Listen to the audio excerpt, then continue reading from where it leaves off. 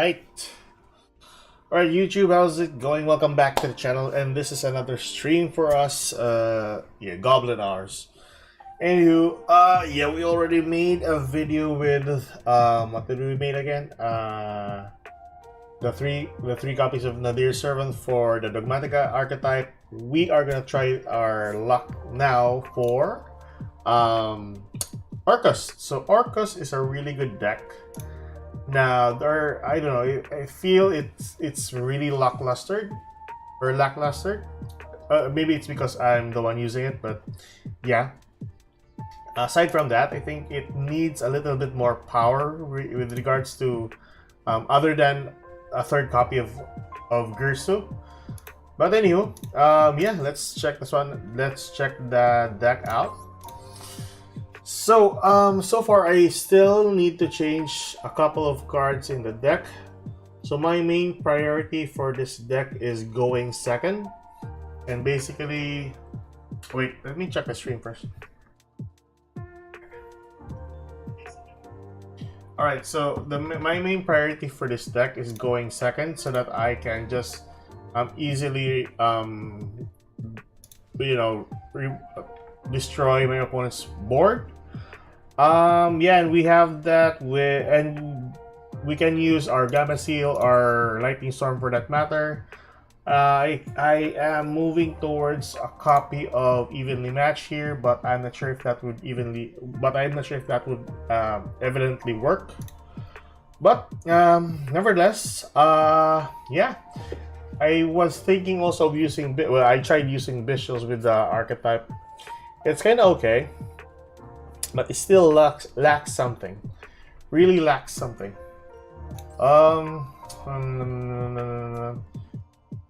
Let me see. It needs something else. What's the Dark Monster? Okay. I can remove this for this.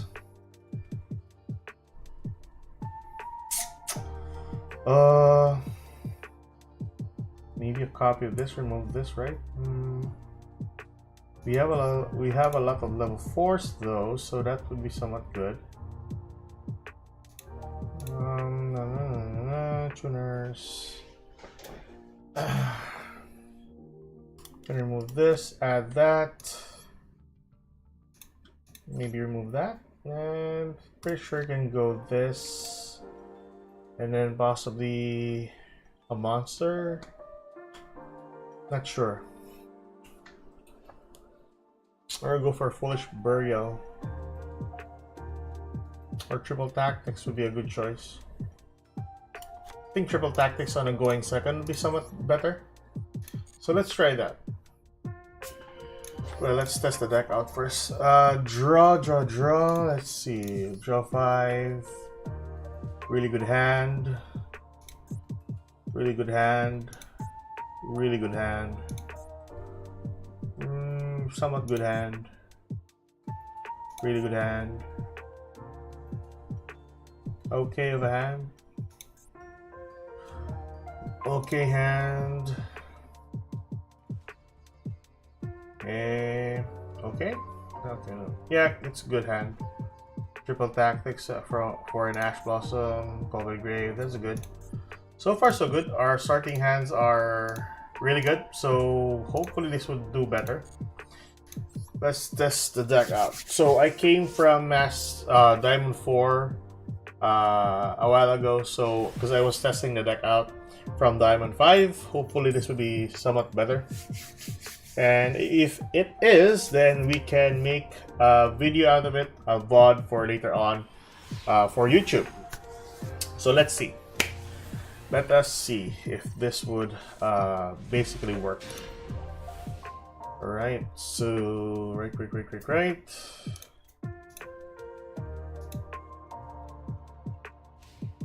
There we go. Harpy Sweater Duster to 1. Okay. Okay, that's it. Alright. Okay, so not really that formidable though, so we got a chance here. So this to that. We go for Harpy Sweater Duster here. And since we have Gearso here, that's good with Cross of Designator. What's the Imperm? That's good. Alright. So we're not really doing well with our combos since our opponent is just typically scooping. So this is my win streak from which one was it? Here was the recent one that I tried using the deck, or was it here? Here, I don't know. But yeah, after that, I tested the deck out. It was kind of growing. It was kind of good. So, but I still need to test the deck out with the amount of combos that I can do with the deck, rather than summoning just a copy of Dingirsu. So we keep on going second for this deck just to see how this deck really works out or pans out, and then we can evidently win some games. Hopefully. Hopefully.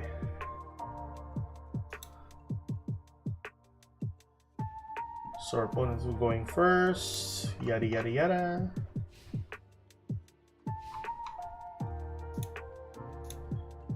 We got Maxi and Gamma Seal, so that's really good. And the purpose of one copy of Nibiru is so that we can get a hold of that from... oh, okay. He's just ending his turn there. So that is quite scary. Possibly he's gonna drop a Maxi, I'm pretty sure.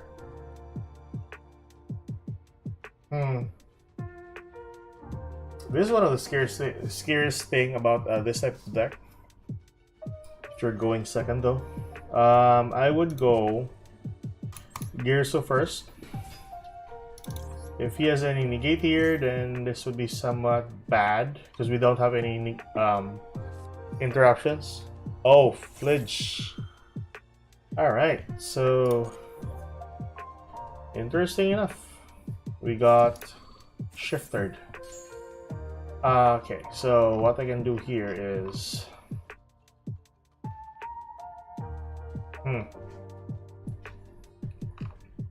I think I can just do this. Banish that since I don't want my monster to get killed off. Oh, we have Maxi. Pretty sure Maxi. Imperm possibly. Oh yeah.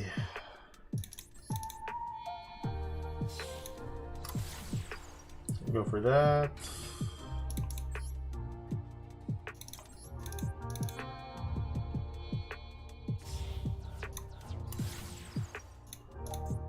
All right.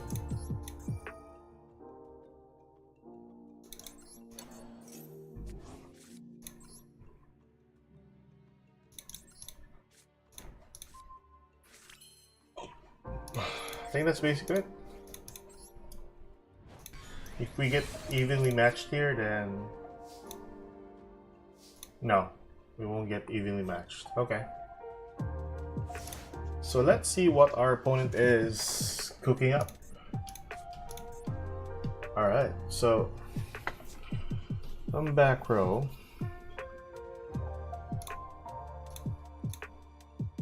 Crazy.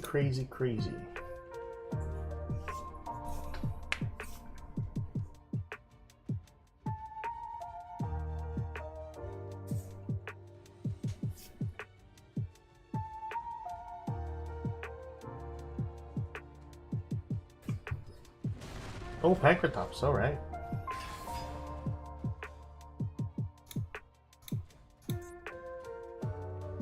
Isn't that good? You can just go battle, pop that.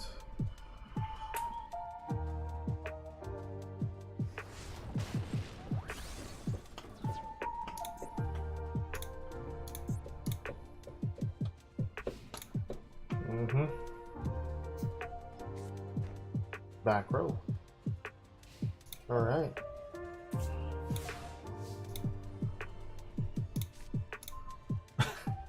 Third Genesee. You're kidding me. Okay. There we go.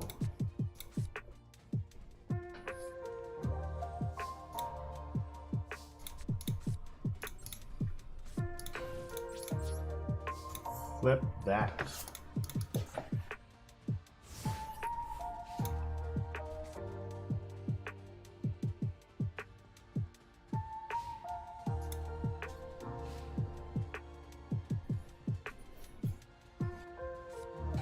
Oh, fudge. 7/7.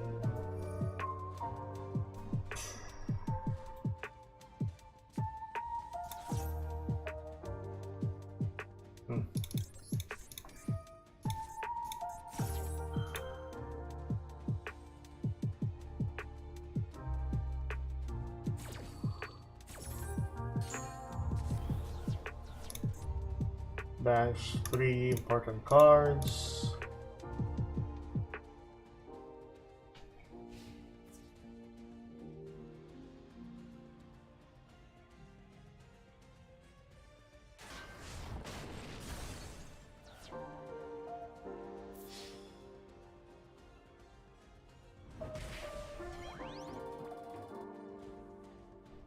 All right.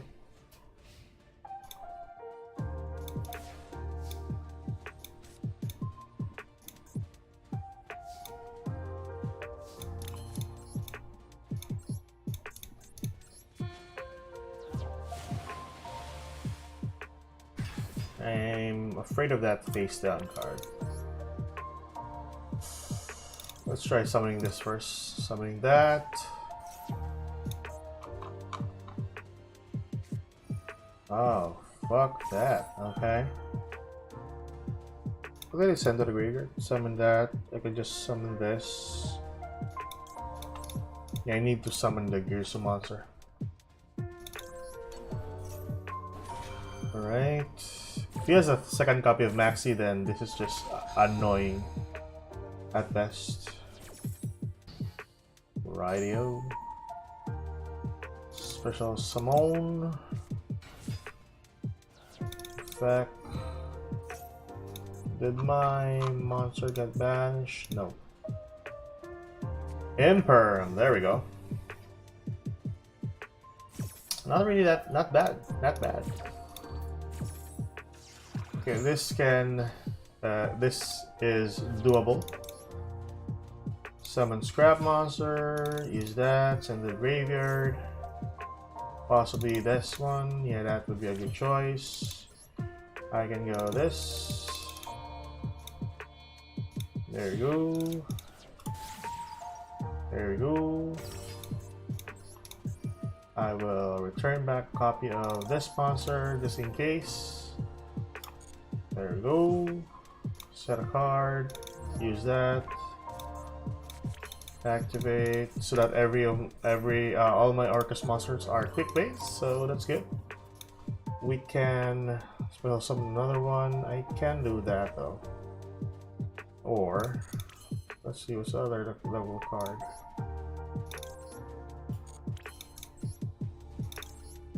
Huh. Let's see.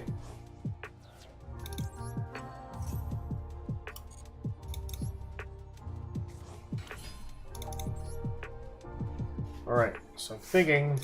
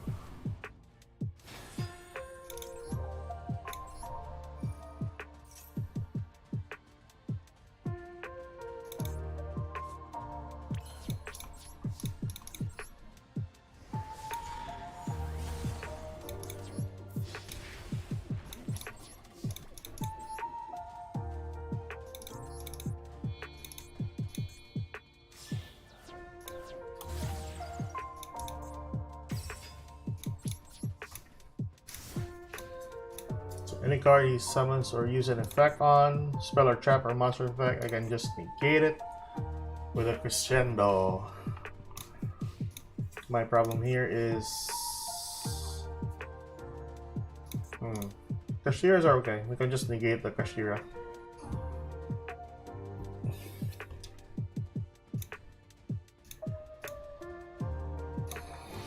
Come on, come on.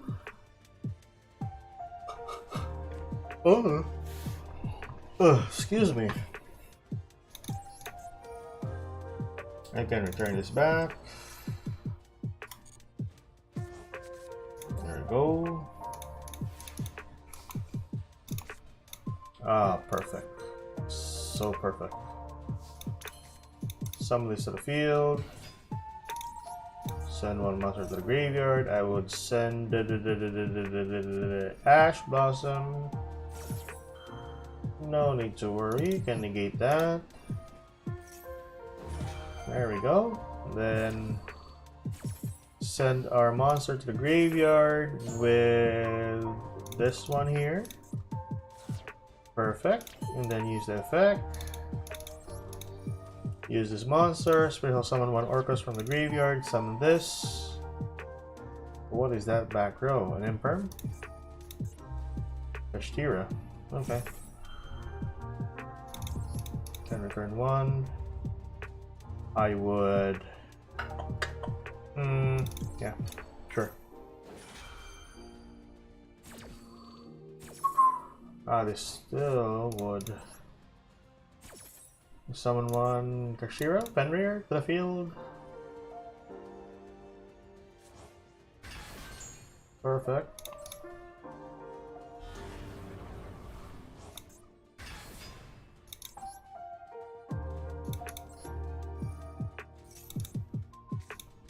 There we go. So 295 with the third damage.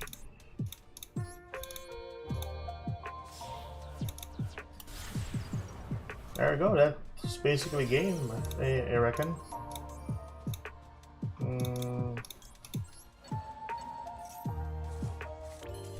Hey, can't attack. Forgot about that effect.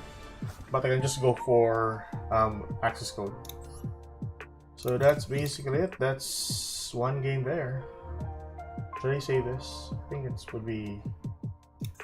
Let's save it for replay. All right.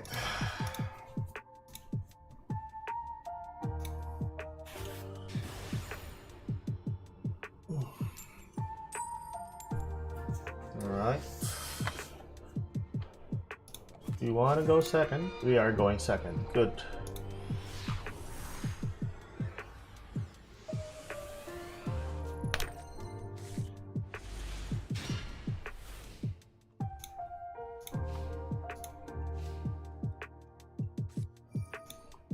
Oh, okay.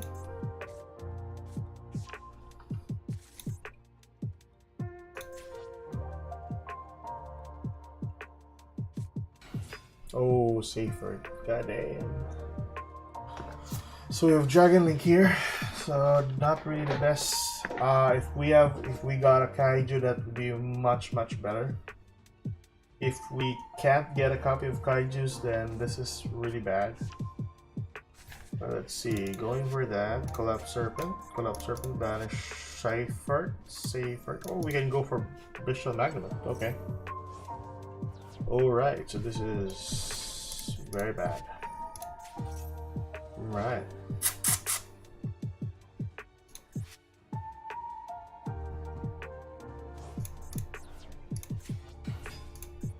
Dark, so dark.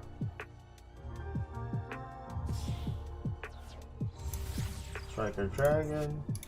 If we'll get a Kaiju here, we are basically gonna win. If we'll get the Kaiju.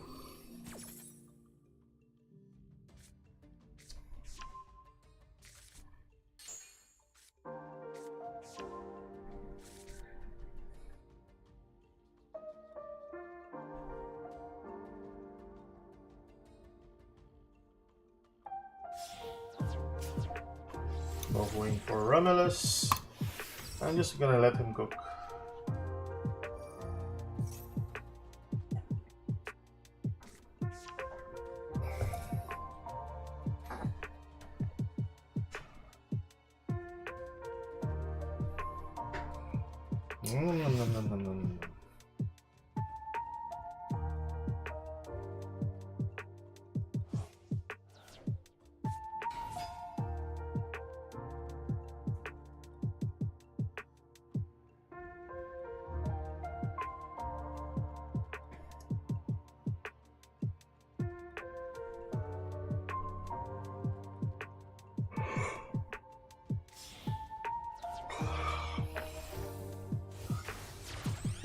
Another Pisty, okay.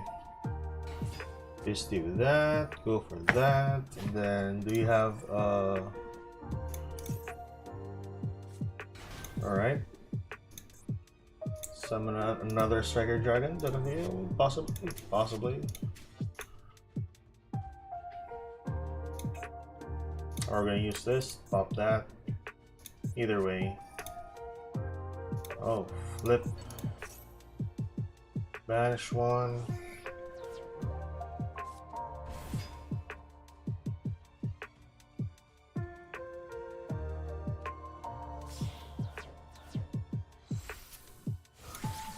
Alright, triple burst. Twist the effect. Michelle Rebellion, possibly.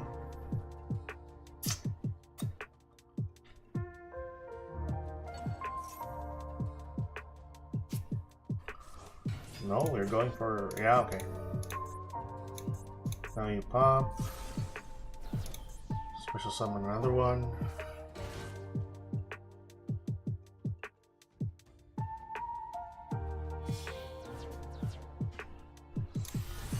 Ooh, Chaos Ruler.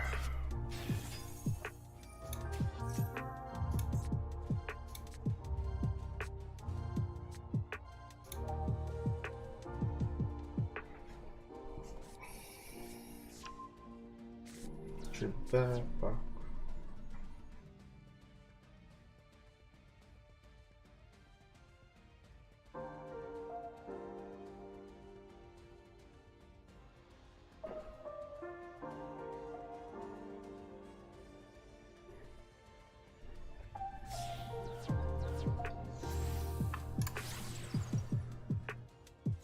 Wow, very cool.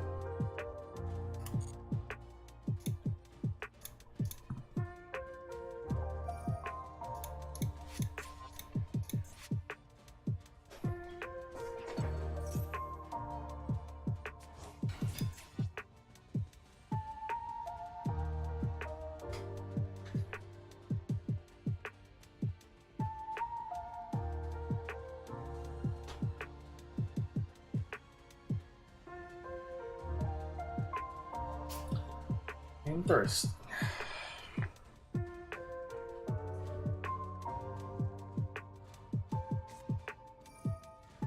Dragon Ravine. Discard, sending Absolouter to the graveyard. Spell summon one other rocket monster. They're going for that. Okay. 11 here. Are you gonna use the effect? Yeah, you're gonna use the effect of Safer. Safer, add to hand. I don't know, add Bash Safer, then add Chaos Liveneer to. Okay.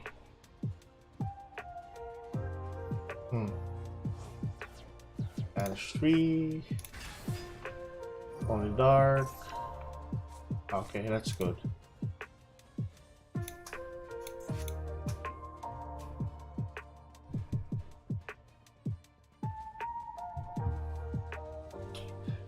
If we don't get a Kaiju here, then honestly, we are not doing well. Lancelot. Can attack your opponent's monster directly while it has an exemption. When this card is fixed by the type of your opponent, you can target one piece of monster your opponent controls, destroy it once per turn during the end either player's turn. When a spell or trap card or another monster effect is activated, that's when they're starting to get it. Wow, that's really good. That is insane. I can. I'll go for this. This is once per turn, right? Yeah, once per turn. Very cool.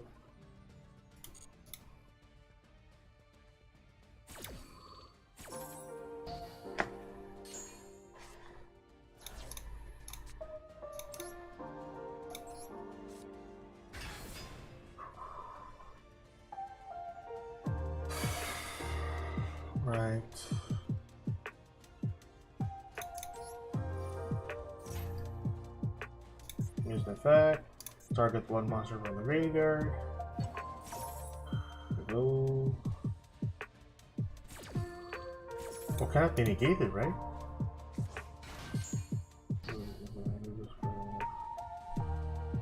Ah, right, cannot responds. That's negated. Well, perfectly fine.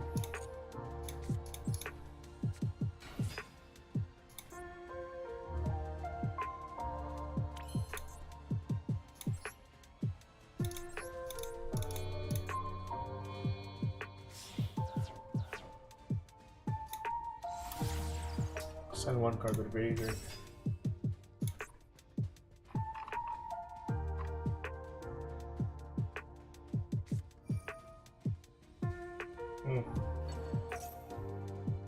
Oh, flip. Yeah, I forgot about this, so can't do anything about it. Can't be targeted because of this effect. Oh no, it's just send one monster, okay. Then go that one. Surely you don't have another effect, no.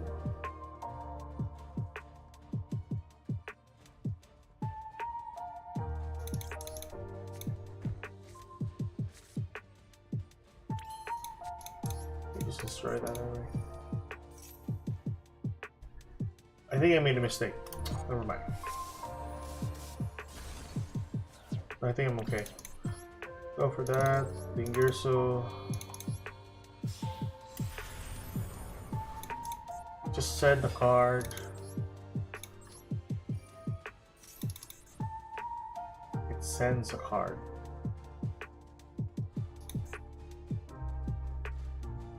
Does it work? I don't know. We're going to destroy that. Perfectly fine.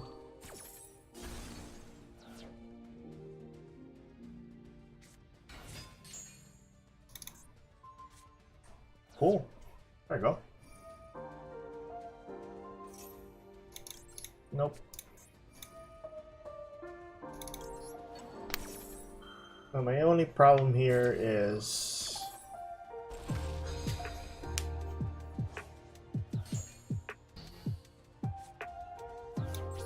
if he can revive back. I think he can revive back. Yeah, he can revive it. If he has copy though. If he has another Seyfert on hand, then he can possibly go into that. Wait, what? Hello? Why can't I attack? But.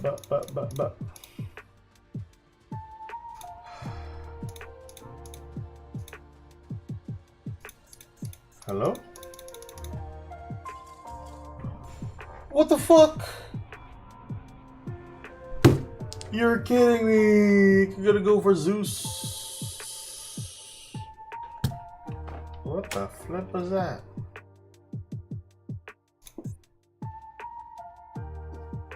Huh. Connection failed. For what? Oh. Could have wiped that out.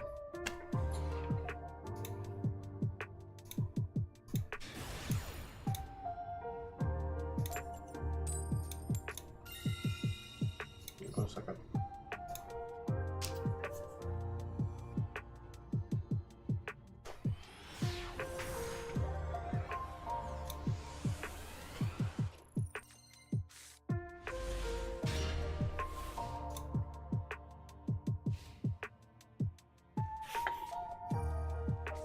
Huh? Alright.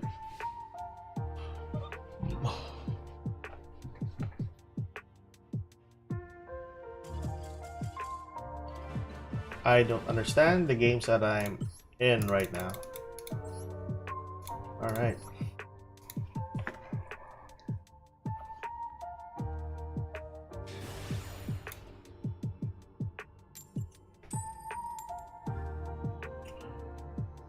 Badoo.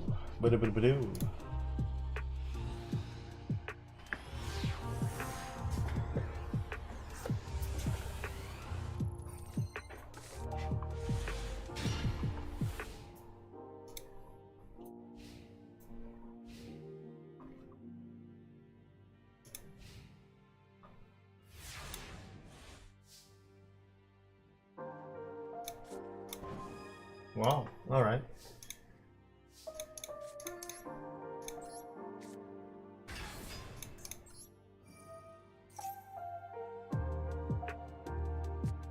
Oh, there we go.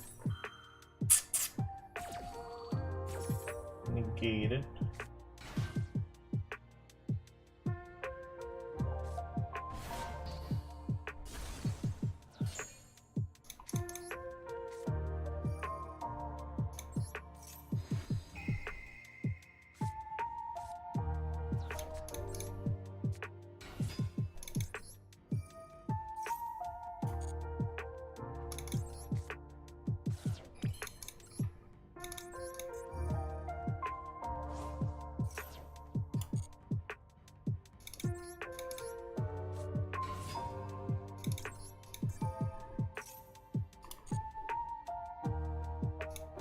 Did I send? No, it's in my hand. Okay.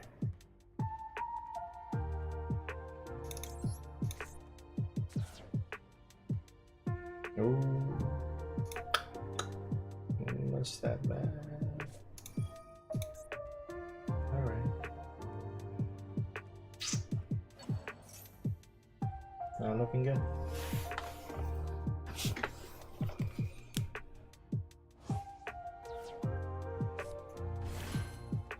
Not looking good. 2K.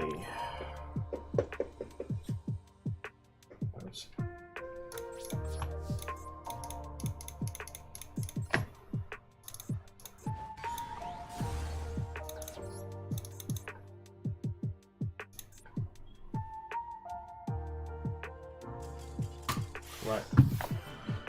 All right. What is this connection failed thing? Man, I'm trying to make a video. Not pretty good. Oh dear. Dear, dear, dear. What's this game again? Forgot about this. How did I win this game again? I don't know. This one, I'm pretty sure this is the... Oh yeah. I wanna save this. Save that. Did I save this one? Danger Dark Worlds. I forgot this game.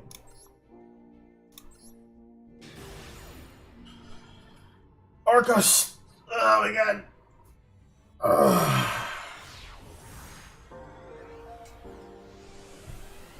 Forgot this game. Let's see, let's see. Let's see. Go danger, da da da da da. So something that. And that. There you go. Go for Muckracker. Muckracker targets. Use the effect of loose ends. So something to the field. Go for Chaos Angel. That's it. So go for Lightning Storm. Pop that. Go for that. Unicorn, get a copy of Birth. Birth we go. Gersu. Alright. So I'm create the best of replays. Because mostly of our games it is just people scooping. But hey, it's not that bad. I really wanted to react on Roxanne's what you call that? The card thingy. Videos. Back row. Oh yeah, I forgot about this. There we go, Maxi. Draw one card, negate, damage equal that. Vanish, spell summon one, Gerso send to the graveyard. Return back. Use that. Go for that. I think I misplayed here. No, I think I can only summon dark monsters. Yeah, dark monsters only. Summon that. Attack. I think I misplayed here. Yeah.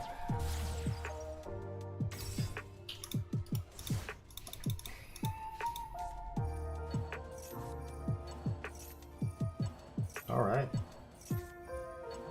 Wow.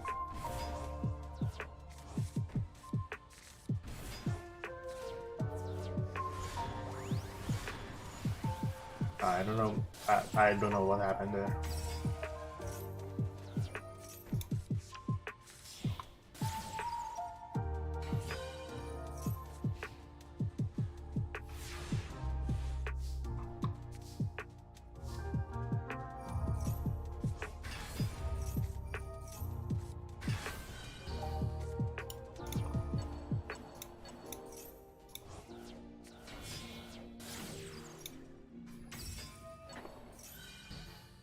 Gate.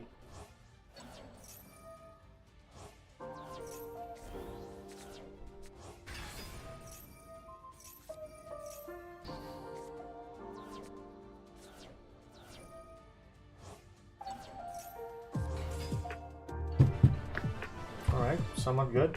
Somewhat good. That was a really good. What's this game again? Oh yeah. Just a lot of people scooping. Never mind. Alright, so let's try this. Right.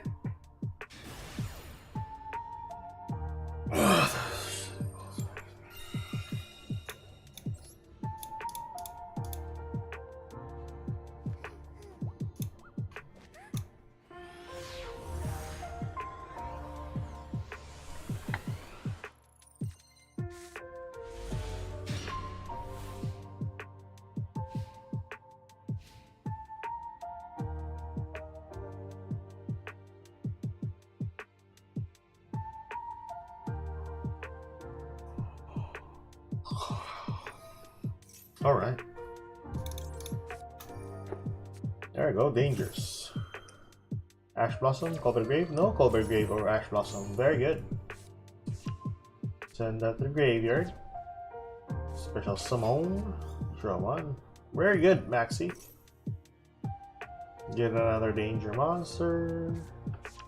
Now this would be very bad if this is a Dark World deck. This is a Dark World deck. Oh shit. Alright. Oh, hopefully we can get Nibiru here before we get killed off. Let's see. Garrus a Timeless. Draw 2 cards. There we go. Loosen to the field. Boom. Right.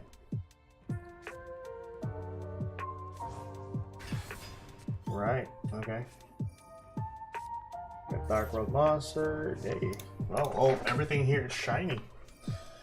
Okay. Now I can be decked out here.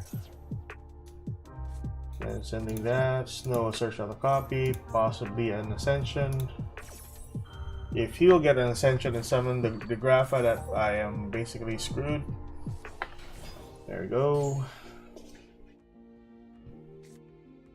No, he's not gonna get an Ascension, okay. Get another that. Use another field spell. Send one to the graveyard, possibly a Lucent.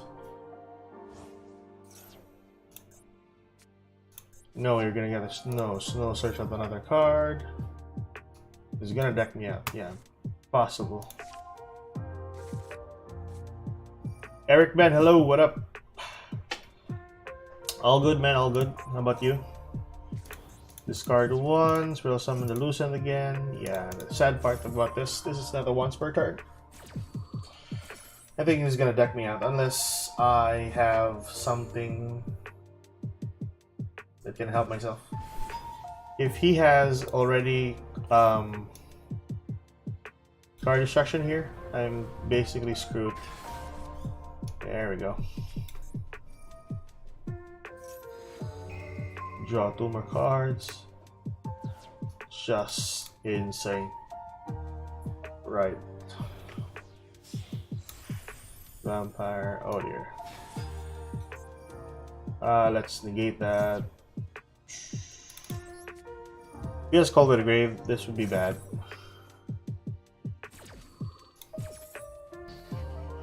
Alright.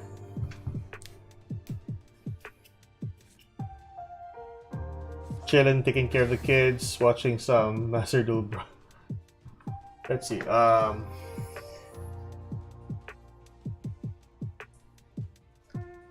If he has that monster, this is gonna be bad.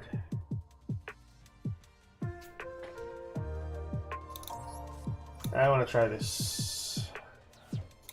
Pop all.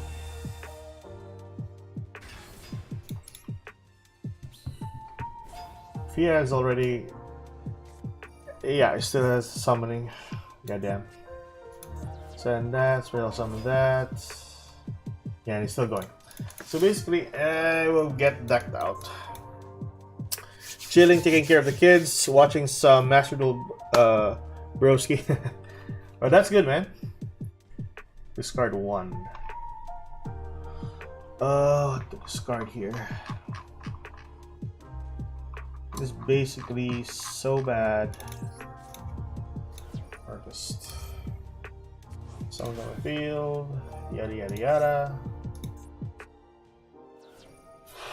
Really bad.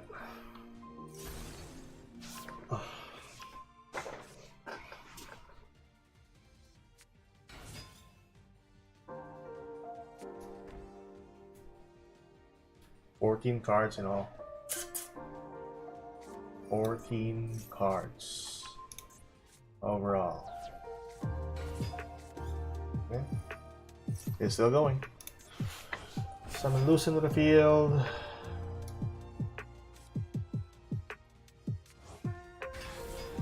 Well, that's Dark Worlds for you.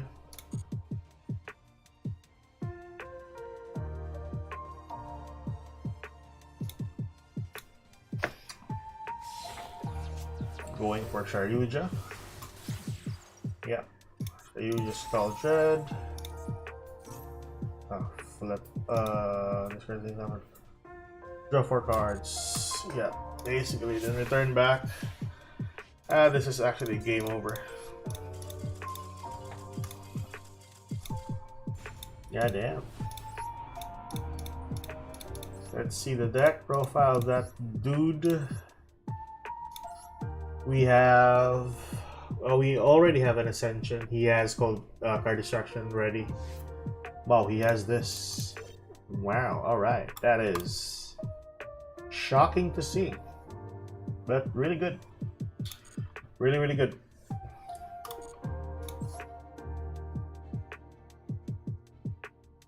Boom, boom, boom, boom.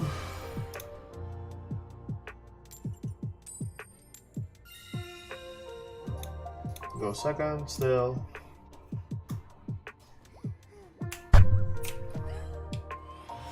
Oh dear God.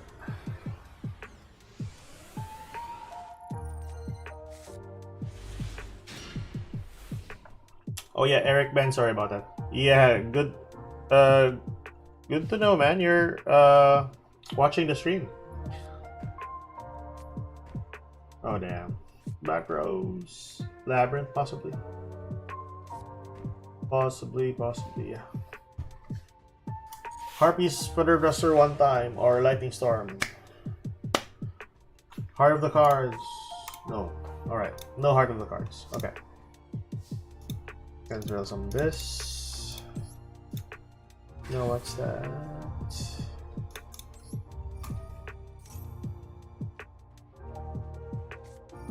Emperor.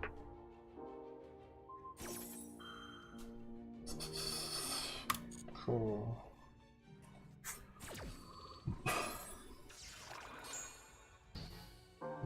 Very good.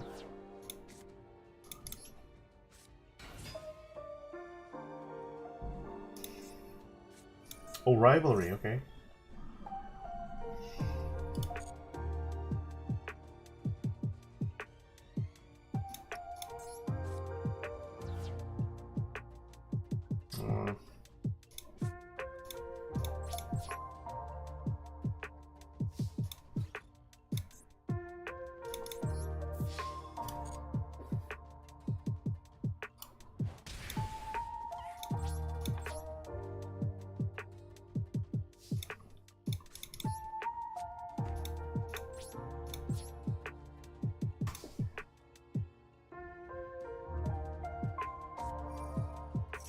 Alter guys? Really? Alright. That is crazy.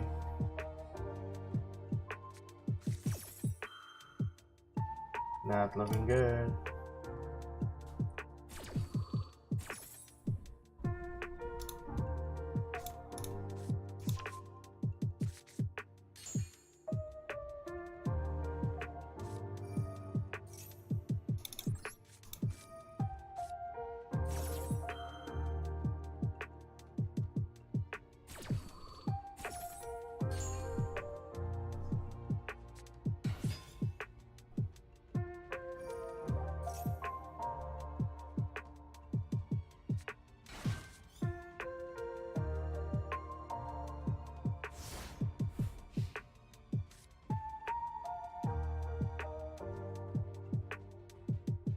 Yeah, damn.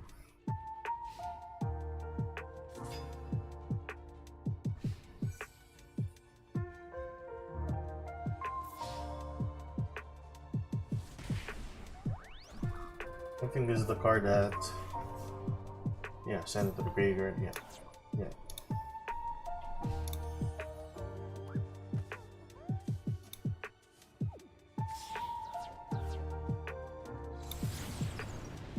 Hmm.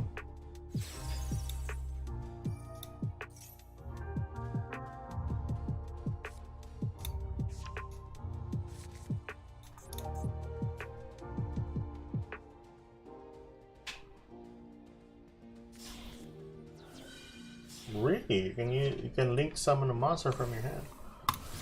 Really cool. That's still a link too.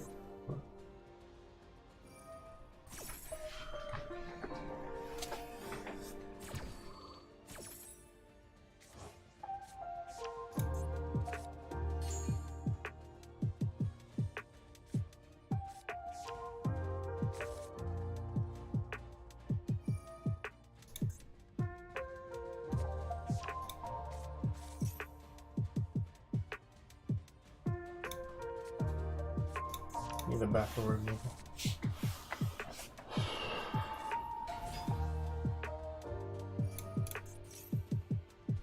Set one other guys directly. Damn. Not looking good.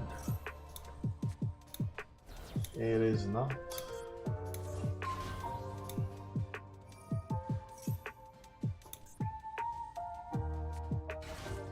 Faker.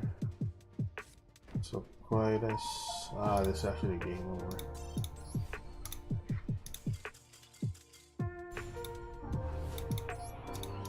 That rivalry is a menace.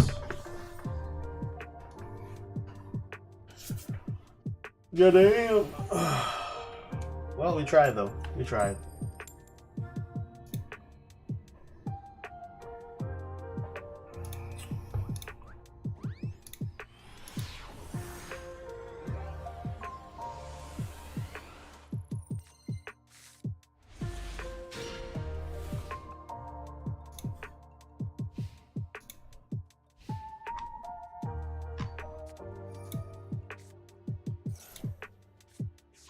Dark World again. Cool.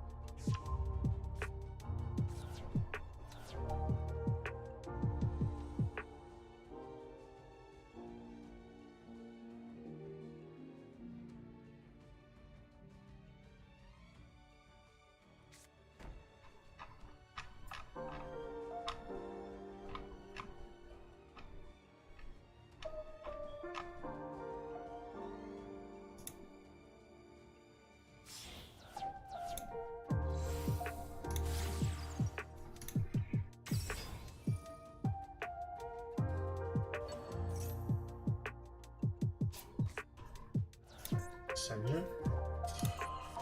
All right.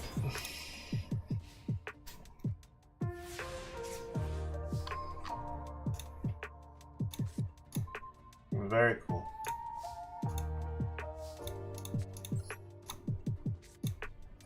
You harpies that. And then, what was that background? Call by the Grave? Okay. And then, kill off that. Very cool. Go for that.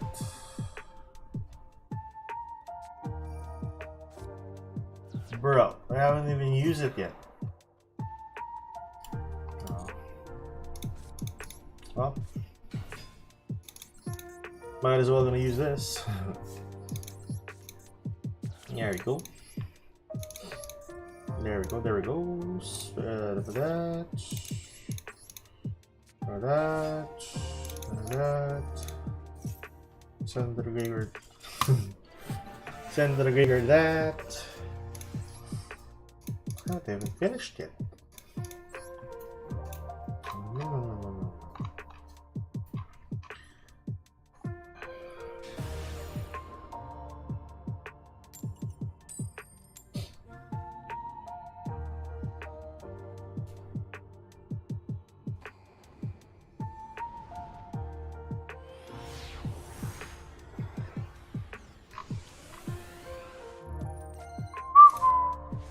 Okay, we got one Harpies, one Maxi. That's good. Let's see.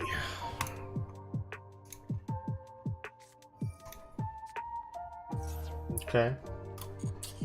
Okay.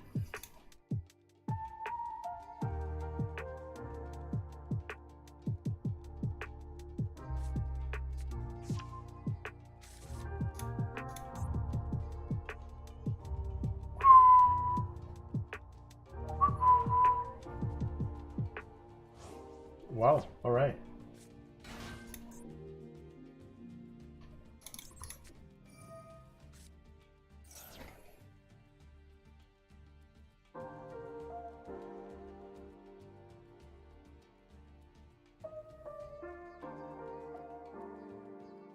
Huno, what up? Going for Striker Dragon. Very cool. That was 1-2. Then it's gonna be third. I'm gonna wait until he gets the Pisty on the field. The White Dragon Wyvern Burster. There we go. Get the Boot Sector launch. Now I need to remind myself not to turn this back on. I mean the toggle on, back I mean. But let's see. Oh, Hudo, what up? How's the fresh season 21? Was it season 21? For Master Duel. Alright, getting a copy of Rebellion again. Okay. Oh, you're not gonna do anything, okay. Oh, just one summon. Very good. So you already have, let's see, let me see my his hand. He got, well, sure. I can do this though. Got a copy of that.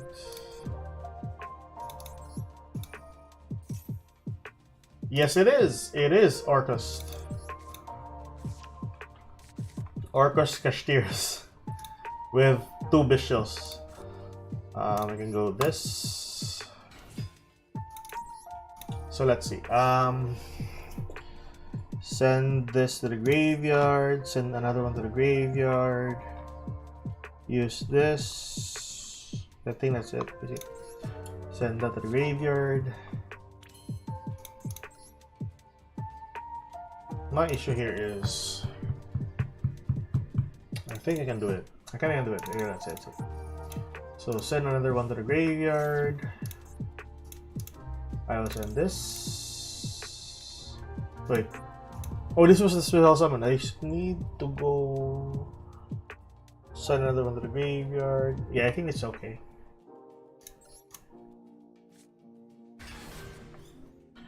Now I am afraid that he has he will have a copy of Nibiru, but let's see if this scary shit. Let's see.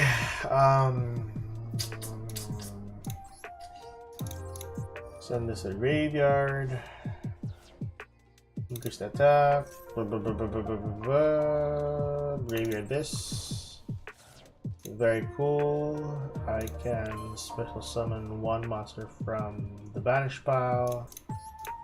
Return 1 back. I would return this. That is scary. Right, let's see. Can I end the game here? Let's see. So you summon a monster to 2/6, 2/600, 2/600, send one to the graveyard, 3/2, 2/6, 5/8. I think I still lack damage here.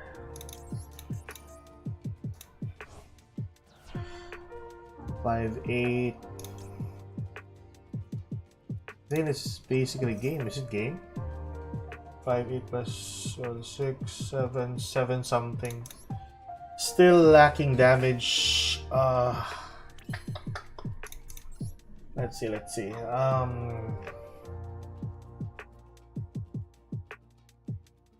Can go with this to level 3.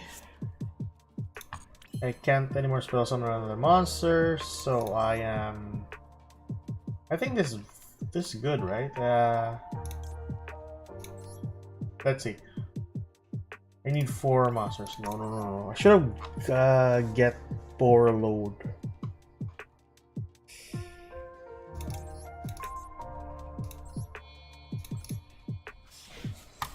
I'm gonna regret this. Let's see.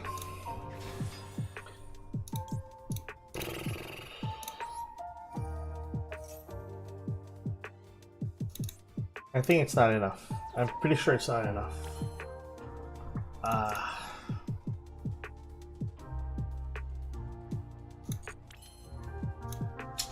3 to 2, 6. That's 5/8. 5/8 plus 5, 6.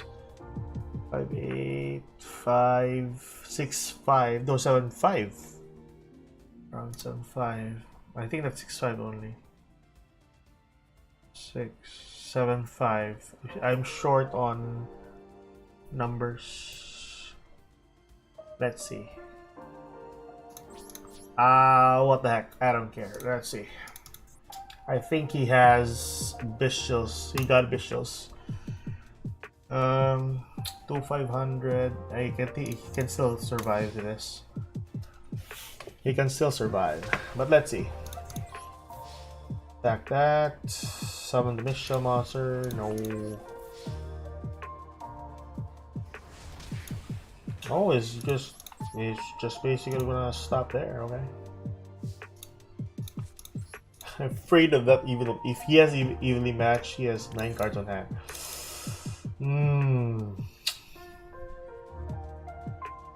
Other cards in the graveyard though.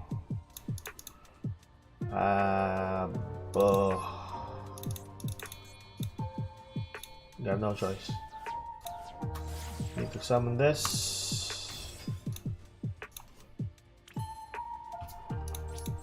So he has already Bishils on hand. He hasn't even used the other Bishil monster. Well, if this can go through well, then good. If not, then yeah. My flow deck is unfinished, so it's been sad. I pulled 10 packs and got 3 bike. Whoa, that's good. This guy's sending a copy of that to the graveyard. Oh, I think he's gonna get a copy of 1 Bishop monster. Doesn't really matter though. I'm just gonna get this. Return this back. Doesn't. Good to know, man. You got 3 copies of. Do you really need 3 though? I mean, 1 is useful. 2 is if you need extra. 3, I don't know. Okay. They were all in the same open. Dismantle 2. Yeah, you're gonna get that. I should have get something that burns. Holy crap! All right, so this is bad. I need to do this. So I'm trying to. So that's 10 cards all in all. Oh my gosh, he's been adding more cards. So Rebellion. Get a 1 copy of 1 monster. I think this is game over though. Let's see. Let us see. Get a copy of Drew Sperm. Mine hacker won't hit IP low. I think people are just gonna. I mean, the new method nowadays for Master Duel is very refreshing to see. Not all the time tier elements, tier elements, tier elements. Okay, he banishes his own target. Okay. Dragon Link is to 1. Oh, tier elements is on tier 2. That's really good. Could I use the effect of this monster? No, that's not. Cool. Sword Souls are back. Branded Display are still here, but at least tier 1 is occupied by Dragon Link. That's somewhat refreshing. Tri-Brigade Sprite is gonna be a thing. Not sure yet. Like I said, it's gonna come up the ladder. Rika is gonna come out. Lowanderies are coming back in, so that's good. Sadly, Adamant Spaders just got nerfed. Right, so Club Serpent back to the hand from Chaos Space. Cash meta will be worse than tier. Oh, I would really think that as well. Fudge, he knows how to target my cards.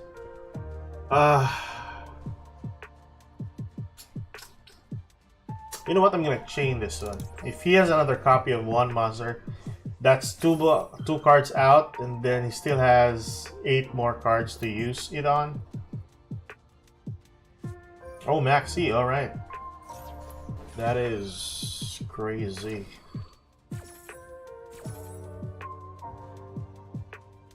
Did he? Oh, I forgot that the other Arcus. I was looking for the other Arcus. Oh, flip. Never mind. I can just send it with the use of the Gearsu. Alright. Sure, yeah, whatever. Yeah, that's good. Banish. 500 life points. Send that to the graveyard.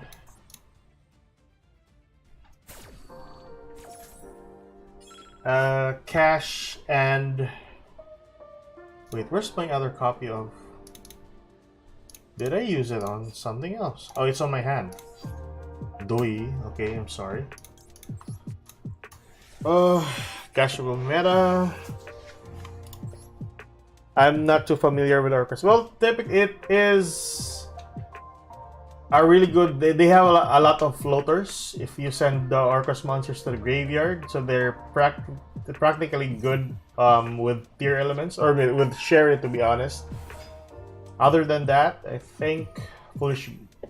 Well, anything that sends cards to the graveyard is gonna be benefiting Orcus most of all.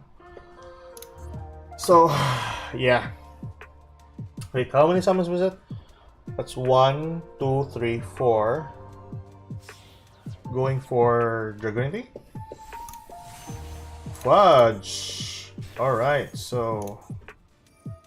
There we go. Flip. I think this game over for me. Yeah, I think so. Is he normal summon? Yeah, already. Oh, he already normal summons. Okay. Seaford. Okay. It's just basically summoning monsters to the graveyard, sending monsters to the graveyard, and then using their effect to Spiral Summon. The Gurso on 3 copies got it a little bit more consistent, but I think it's still. I don't know. I have a feeling it's still lacking something.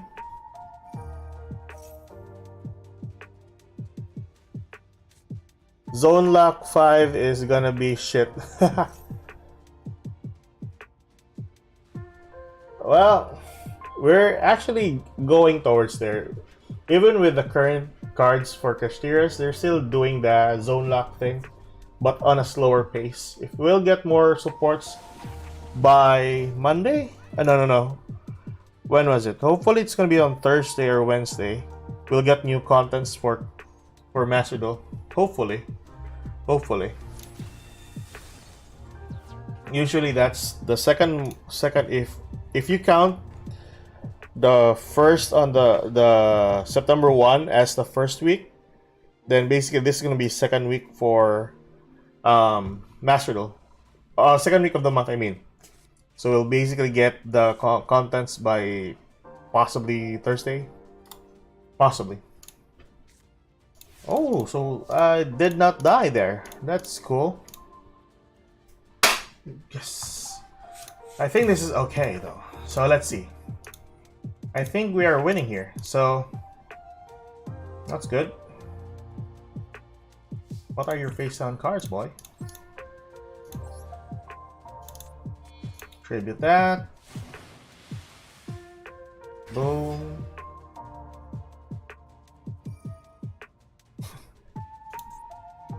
Special summon that.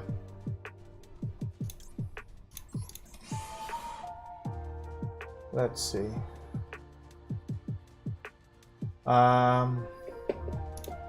He sent back a copy of my monster. I can go back there.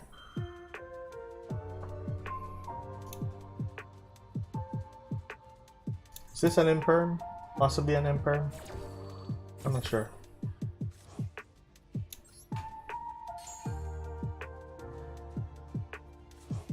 Okay. Pretty good, pretty good. Then we have this.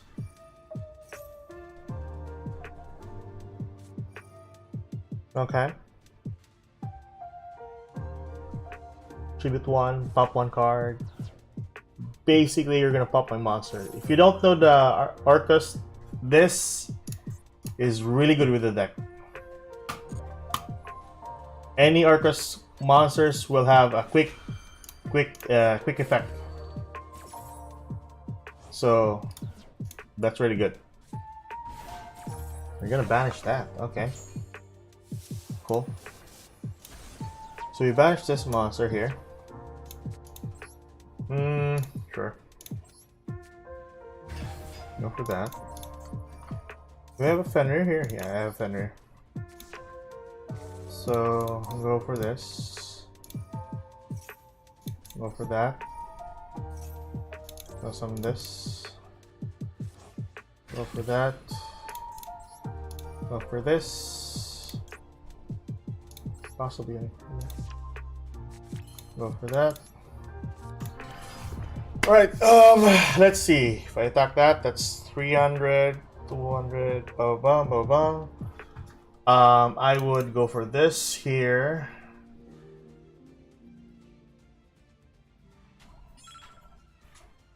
I think this is still okay. I want to take my chance here with popping this.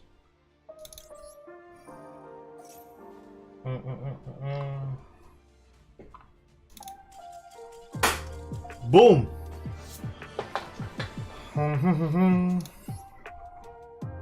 Alright, so that was very lucky. We actually played through Maxi. Zone lock 5 is bad. I'm not too familiar. I just hope I get my Scarecrow support. Bro, it's been like, how many months has it been that Kashtiras has been released in the TCG? Was it 5-6 months already? And they haven't actually given us new updates with the game. Don't see Kaiju very often. Oh, bro, I think Kaijus are not really that mainstream at the moment. I think what's really significant nowadays are Drool and Lock. Drool and Lock are really good against Kashtiras. If ever Purelies are coming out as well, you just drop a copy of Drool and Lock. Basically, it stops the Purely archetype. Also the Kashtiras, so they can't add more cards, they can't search out more cards, whatever. Maxi falls into Drool and Lock as well, so insanely good. Majority of the decks nowadays, branded are still susceptible to Drool and Lock. I think the only downside for Drool and Lockbird is, you know, It's actually a double-edged blade, so it not only affects your opponent, but also yourself. But yeah, kaijus at the moment, I would say the most relevant one would be. I tried playing a ton of Kurikaras recently, just to test the deck out with some of the Kashtira decks that I'm going up against. So far, it has like, at the moment, it has around 40 to 50 win rate with summon of Kurikara on the field. But that's just, you know, lowballing it. So there you go. Speaking of Kashtiras, there you go. I think it depends on the player using Kashtiras, or any deck for that matter. If they're good, then basically you have a higher percentage of... Really? Galaxy Tomahawk. Summon that to the field. Okay, so the typical play for... a typical play. I mean, another variant for Kashtiras. For Tomahawk, then sacrifice. I think this is the wrong positioning for Galaxy Tomahawk.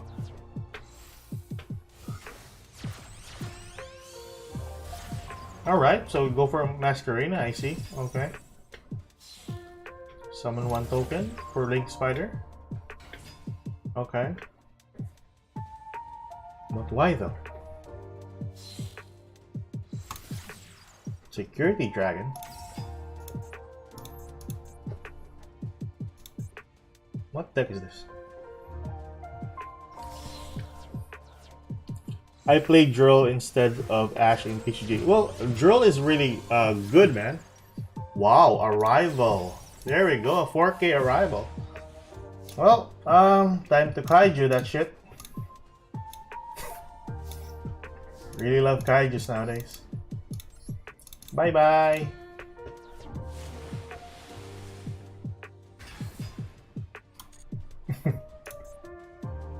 There we go.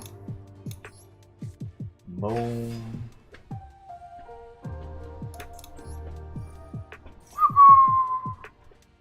If that is... Gotta get that. Gotta activate this, just in case. Oh. Spell summon that. Perfectly fine. Gonna summon that. Effect. Send to the graveyard. Harp Horror. Harp Horror use effect.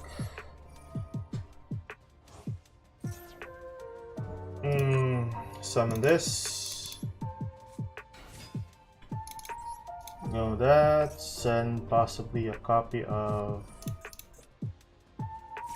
Perfect Fine. Sadly, I don't use that. Okay. Luckily, I have this. Send. So if I banish this, target one in graveyard, I can go send this. Increase my monster attack. I can. I can go this. Yeah, I can go this. That. Hardcore. Sure. Cool. Push that. Set a card. I will use this. My opponent uses Fenrir. Don't really care.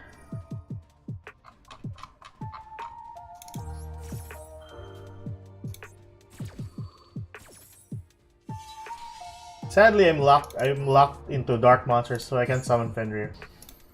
But hey, still perfectly good. Oh, you have this? I see. Okay, let's remove. Possibly, in case we get destroyed. Use that. Use this, go for this, go for that, go for this. Right, this one here, send one to the graveyard. I would send this, then send one to the graveyard, target this. I can go for this. This one here to the graveyard. This one here. Special summon to the field, possibly. Oh yeah, I forgot. I removed the. I recycled back one monster. Oh, that was bad on my part. Okay. So that's really so bad on my part. Let's see. Since I made a boo boo here, can't do anything else. So let's see. I can pop. And I still have cards. Go for this. Rightio, go for that. Attack for 3k for Gamma Seal. To 100. Perfectly fine. I would go this one here.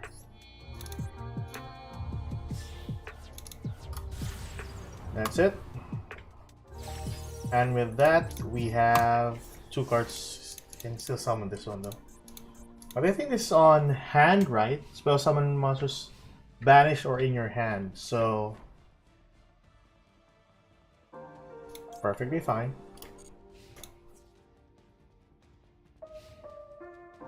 What was that? That was shocking. All right, so yeah, let's go. Kaiju go brrr! Yes.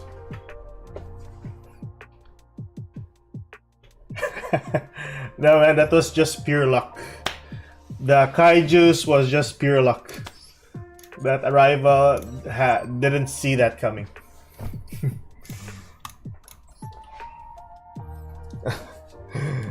Are you playing Lullaby? Take care of your opponent's favor.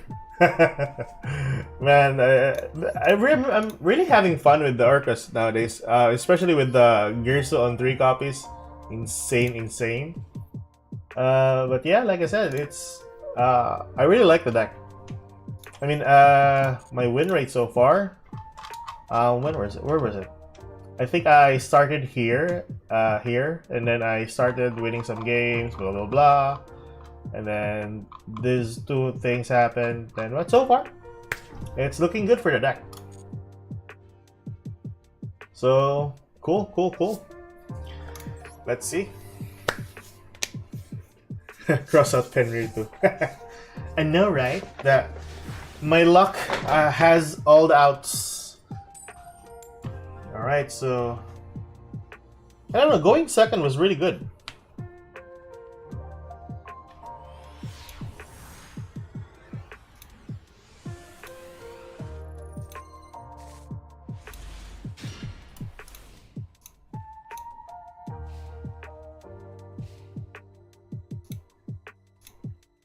Let's see. Oh, shiny Fenrir. Very shiny Fenrir.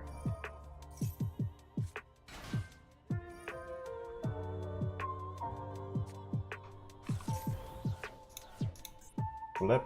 All right.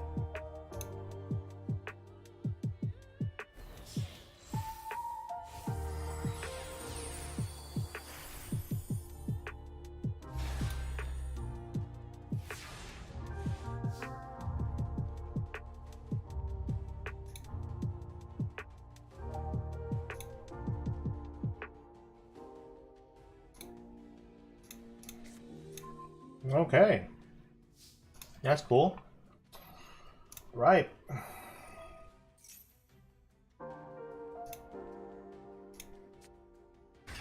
Very cool. That back row is scary though, but nevertheless, you pop that. And I can go for this.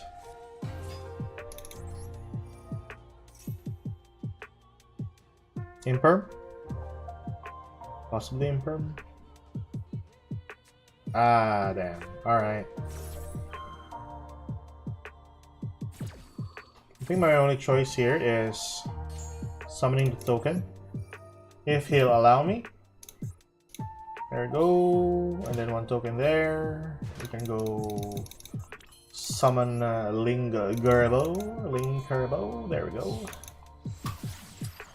Lingarbo to the field. And then we can go this monster here.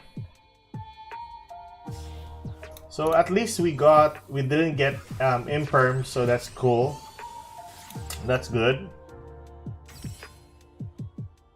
Then we go this to this. And then we say bye-bye to Shangri-Ira. If we... No, we are not gonna say bye-bye to Shangri-Ira. Okay. That's perfectly fine.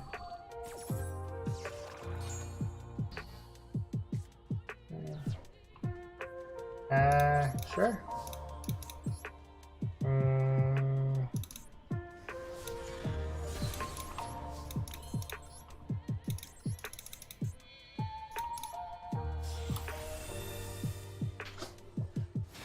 There we go. All right.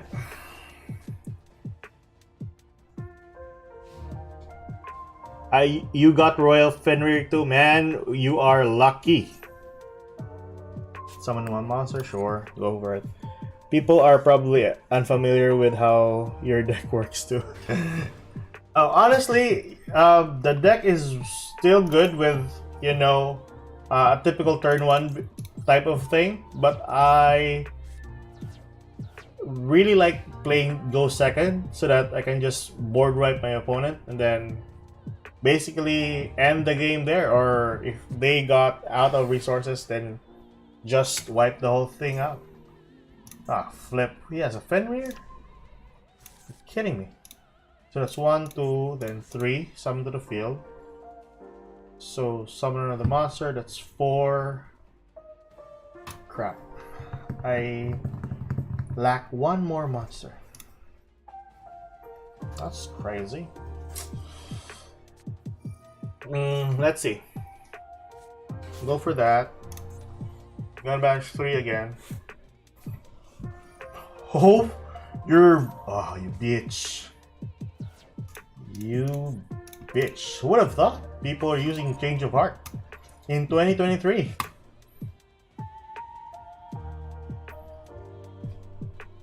Going second decks are my favorite as an OG Cyber Dragon. Bro, Cyber Dragon got buffed in today's meta.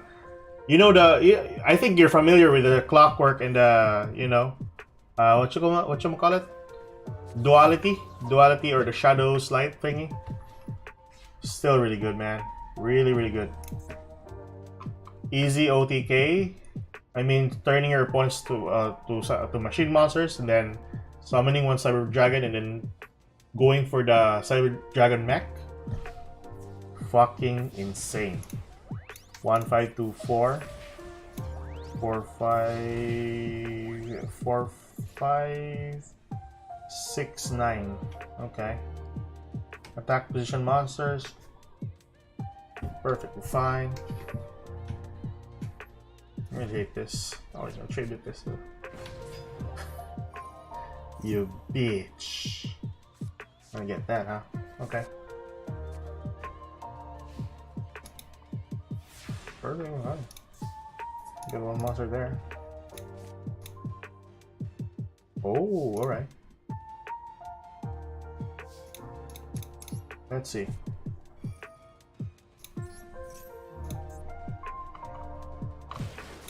There we go.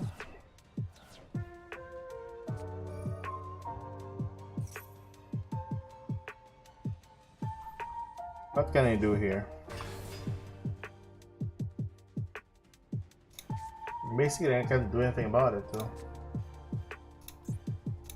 Banish one monster. I can still. I think I'm dead here. That 2, 4, 1, 6. Can still spell summon one monster from the banish pile. Or in your hand. You don't have anything 1-200.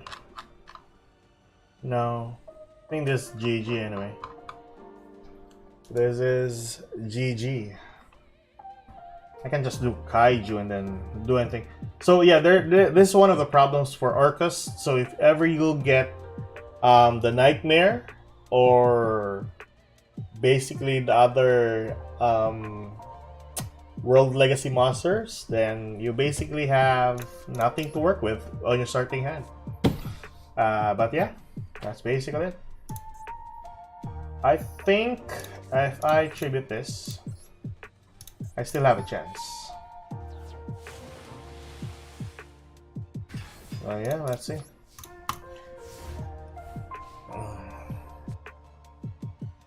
Feels good to dismantle boards. Crazy. Oh, Clockwork Knight. Yeah, Clockwork Knight is the card that I was looking for. I play Cyber Dragon. All right, if Clockwork is. Yeah, Garnets are really annoying. But yeah, Clockwork Knight with Cyber Dragons nowadays are really good.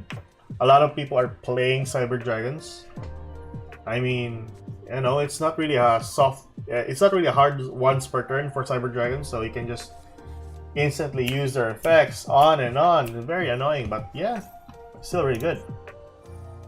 Oh, flip's sake, birth to the field. You can just use your preparations and then, well, yeah, that's basically it. You haven't Normal Summon yet, get the hold of that. Well, okay, so go for that. Third copy, that's 1, 2, then that's 3. If this guy goes beyond, oh no, it doesn't, okay. I was really hoping he goes into 5 summons. Oh, there we go. Sad to say, we didn't get any Fenrir, so if I draw into the next turn, I would still be having 1 Garnet. But yeah, that's basically it. Sad to see that. So after that, we're still doing good anyways. We're still doing good. We're still doing good.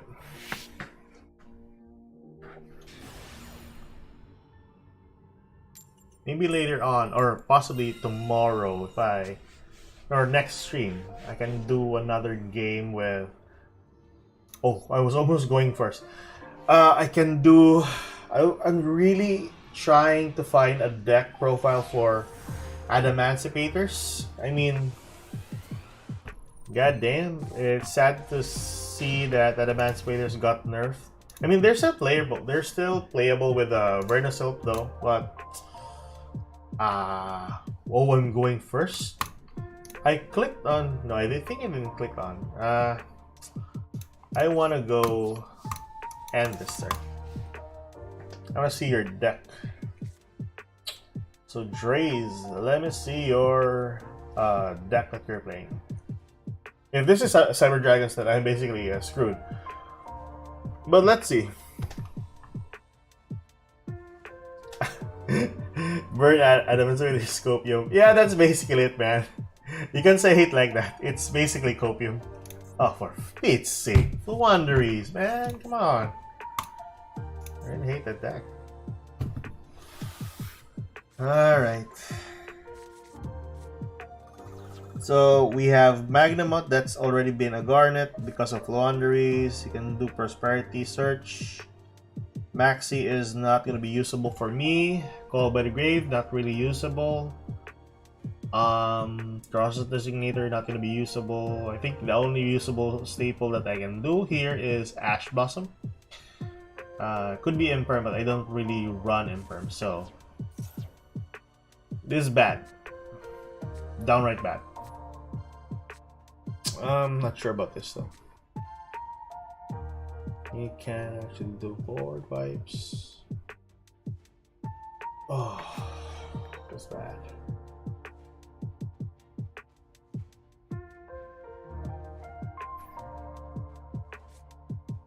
Okay, can go for that. Unexplored wins. Okay. So he has one unexplored with Rubina, Search,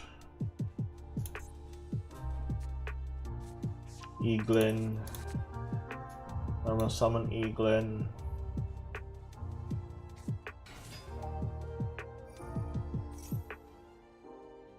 Bro, that's another problematic card for Floanderies. I don't really like that card. And it was limited way back, and then suddenly Konami was thinking, oh, let's unlimited that card. I mean, Floanderies is still a strong deck, even though they got nerfed like a ton of cards. Map to 1, M-Pin to 1, what else? Extravagance to 2. You have, what else? The barrier. Barrier was really understandable because that was really just disgusting. What else? You have map to 1. I think that's basically it, right? Map and M-Pen to 1 is a crime. Map and M-Pen to 1 is a crime. I understand, statue. There we go. Oh, the guy didn't attack. Whew. Right, so we gotta.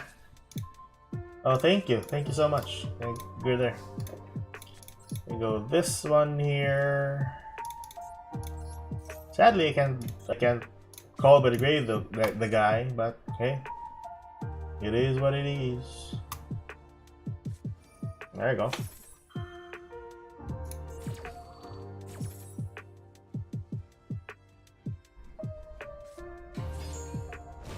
Boom.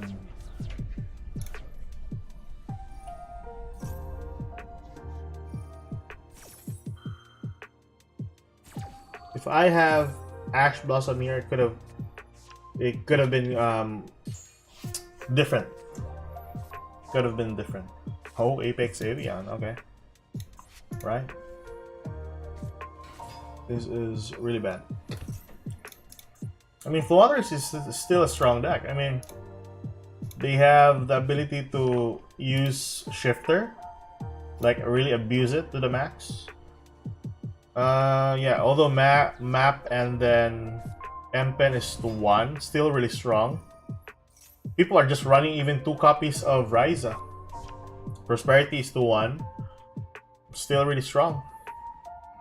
And then people most of the time are running 2 or 3 copies of Harpy's Featherstorm, so really sucky. With a card. There you go.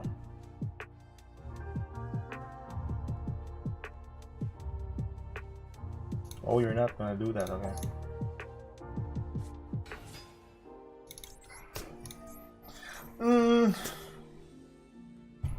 Negate the fact.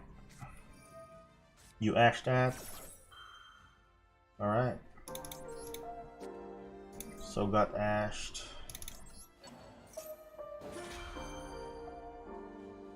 Negate. There we go. Still good. I think there's still a chance. So I got ashed. But since this is a normal summon, I can still use the secondary effect. Special summon the token. That's it. Summon this. And then that. This to that. That there. Then summon this. Defense position. There we go. There we go. There we go. And since I can't attack with my monster, I can't do anything. I can do this though. Banish this.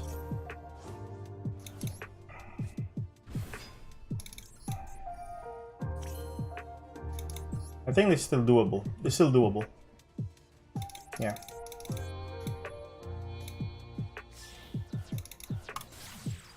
That's it. Wait, I can't use the effect? Oh well, oh duh, it's not an Arcus monster. I should have done with Arcus, banish, send to the graveyard. Yeah. Misplay. Misplay there, misplay. Really bad misplay. Alright.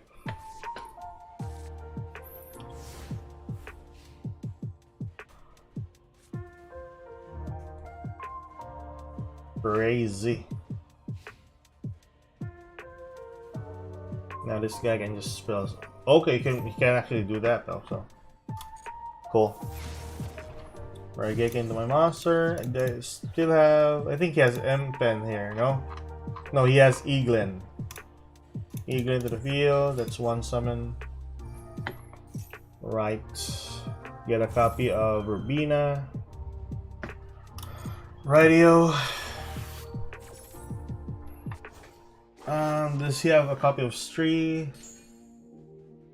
We're gonna go, or we can go Snow. That's good. That's still good. That's two monsters in the field. Oh, he's gonna. All right, he's gonna do that though.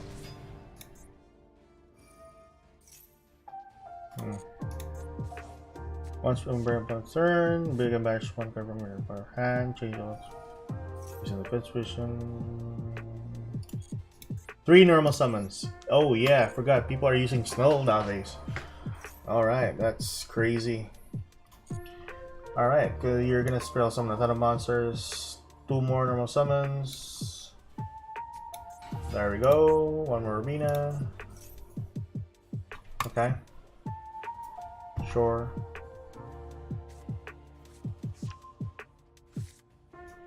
Getting a copy of M-Pen back.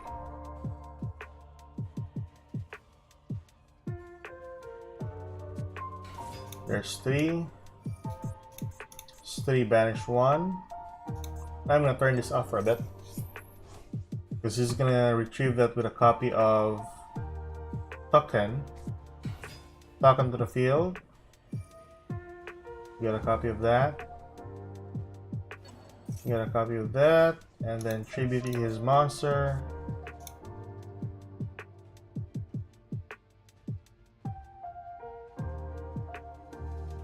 Now once he summons M-Pen to the field, it can just basically... Or if he summons the Apex Avian, then I'm basically screwed. If not, okay, he's gonna tribute that, okay.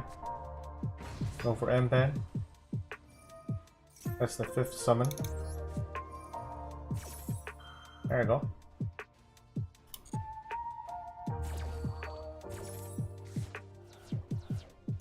Go to the field.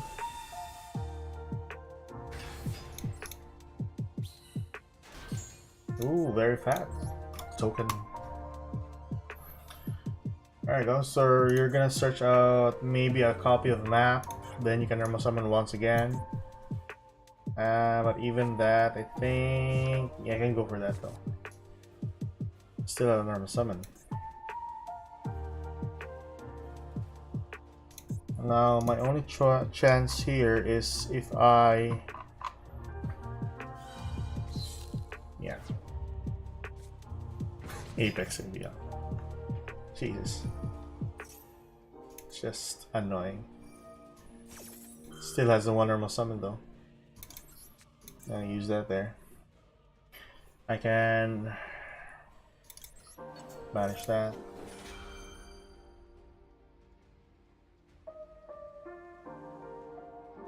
Will you negate the effect? Or will you continue on? Negate the effect. Okay. You still have this though. Dreaming Town. There you go.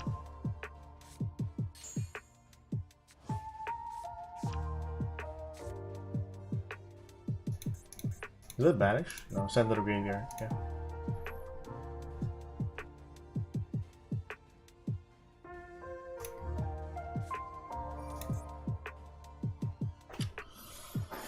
Add one Flaundery's card or the map. I mean, he's gonna get the map. Normal summon another one, but I think he's already normal summoned every Flaundery's card that he has. He used Robina, he used Eglin, he used Tree, he used Tucken. So I don't know what he's trying to summon here. Alright, 9k. Okay, draw additional cards. 22.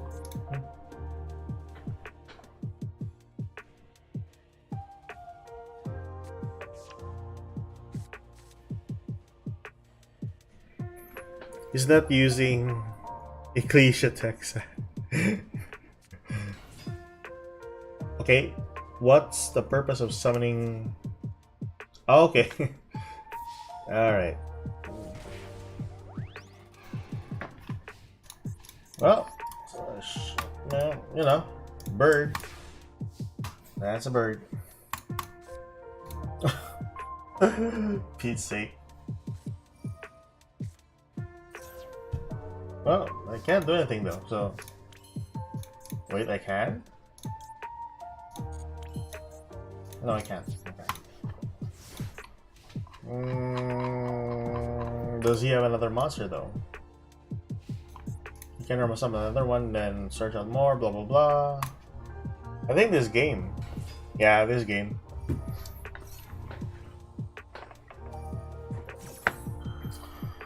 Let's see.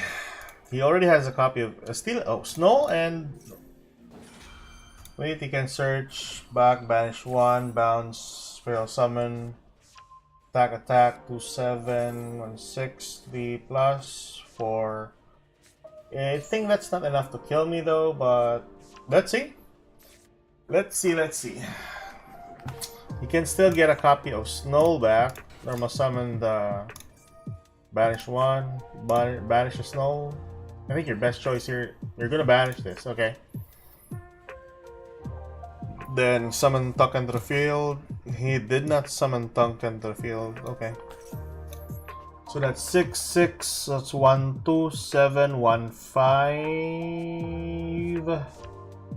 1, 5, 2, 7? No, wait. 2. Right? 2, 7? 1, 5, 1, 2, 2, 2, 7. 2, 7 plus 2, 7, it's 4, 5, 4. 5, 4 overall. If ever that will happen. But yeah, I'm gonna go for that. 2, 7. Search out another. Don't tell me he has another Dreaming Town here. Alright, he's gonna go for that. Okay. This is crazy. Now, my chances of winning here, if I ever... I don't think I can win this here. Even if by next turn I can get a copy of Lightning Storm, I think there's still... no. Let's see. 2727, 54, 54 plus 800. You go 6-2. 6-2. What can I manage here? Discard 1.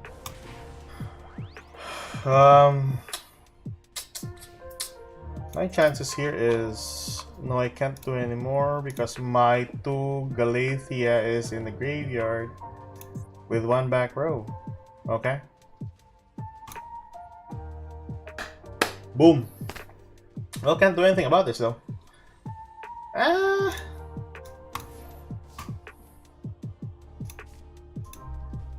Hardcore.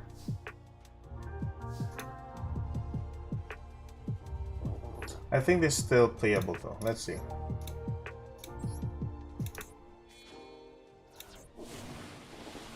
Did he get a copy of? No. I'm really hoping this is not like an imperm or something. Use that. Dump a copy of that. Get a copy of the field spell. And then we use the field spell. If we can. I'm down on 200 life points, so I think this is my final play. Okay, possibly. Let's see. Spell summon one monster. I think I'm out of choices here.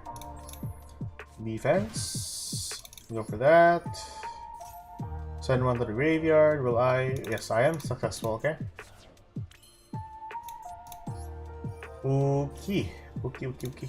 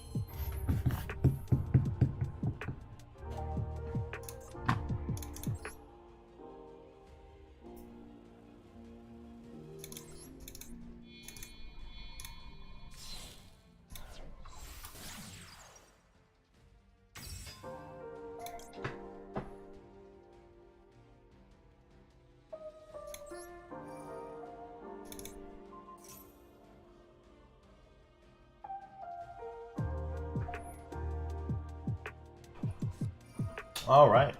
Okay.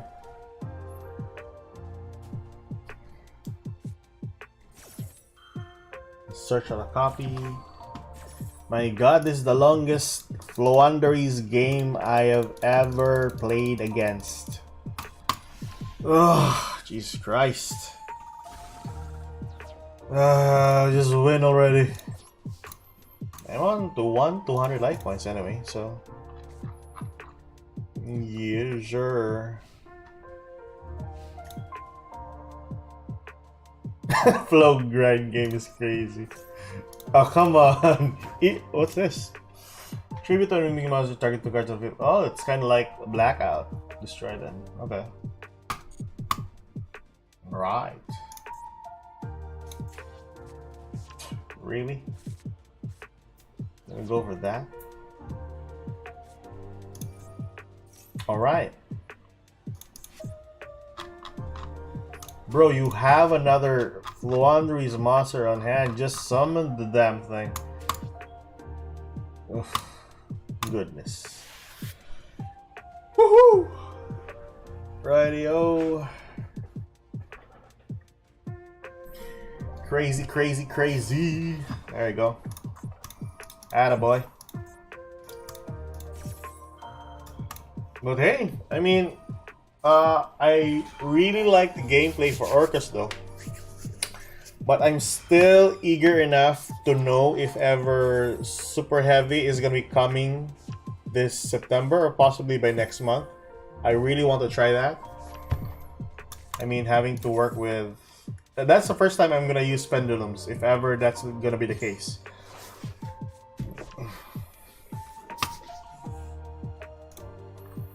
Come on, boy. Come on. You can even attack here that kill me off here. That just basically these two monsters right here. is a Scarecrow. Yeah, it is. It's not banned in Master Duel. It's just in the TCG. Scarecrow. It's on 3 copies. I think also in OCG it's 3 copies. So yeah, hopefully we'll have that. I think the one reason why, as per Decade, and I think he was actually correct about this, the Black Dragon band was really significant for the super heavy archetype. But yeah.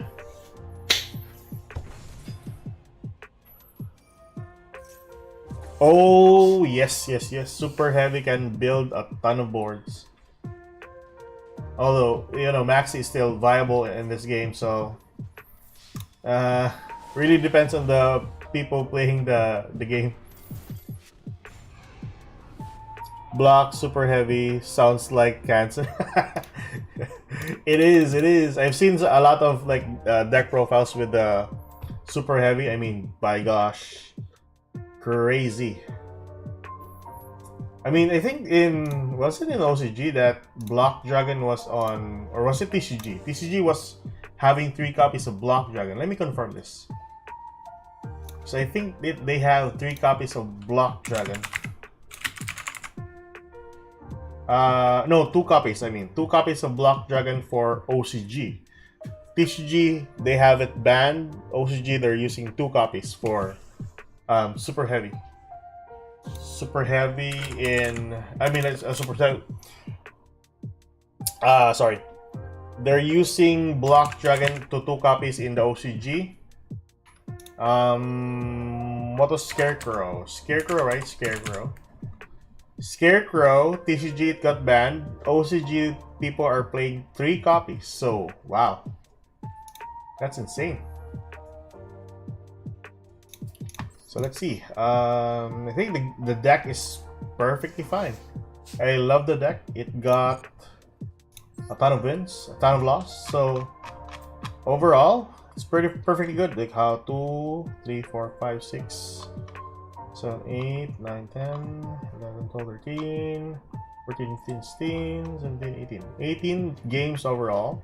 1, 2, 3, 4, 5, 6, 7. 8 out of 18, 7 losses. That is still good. I'll take that anytime. Really, really good.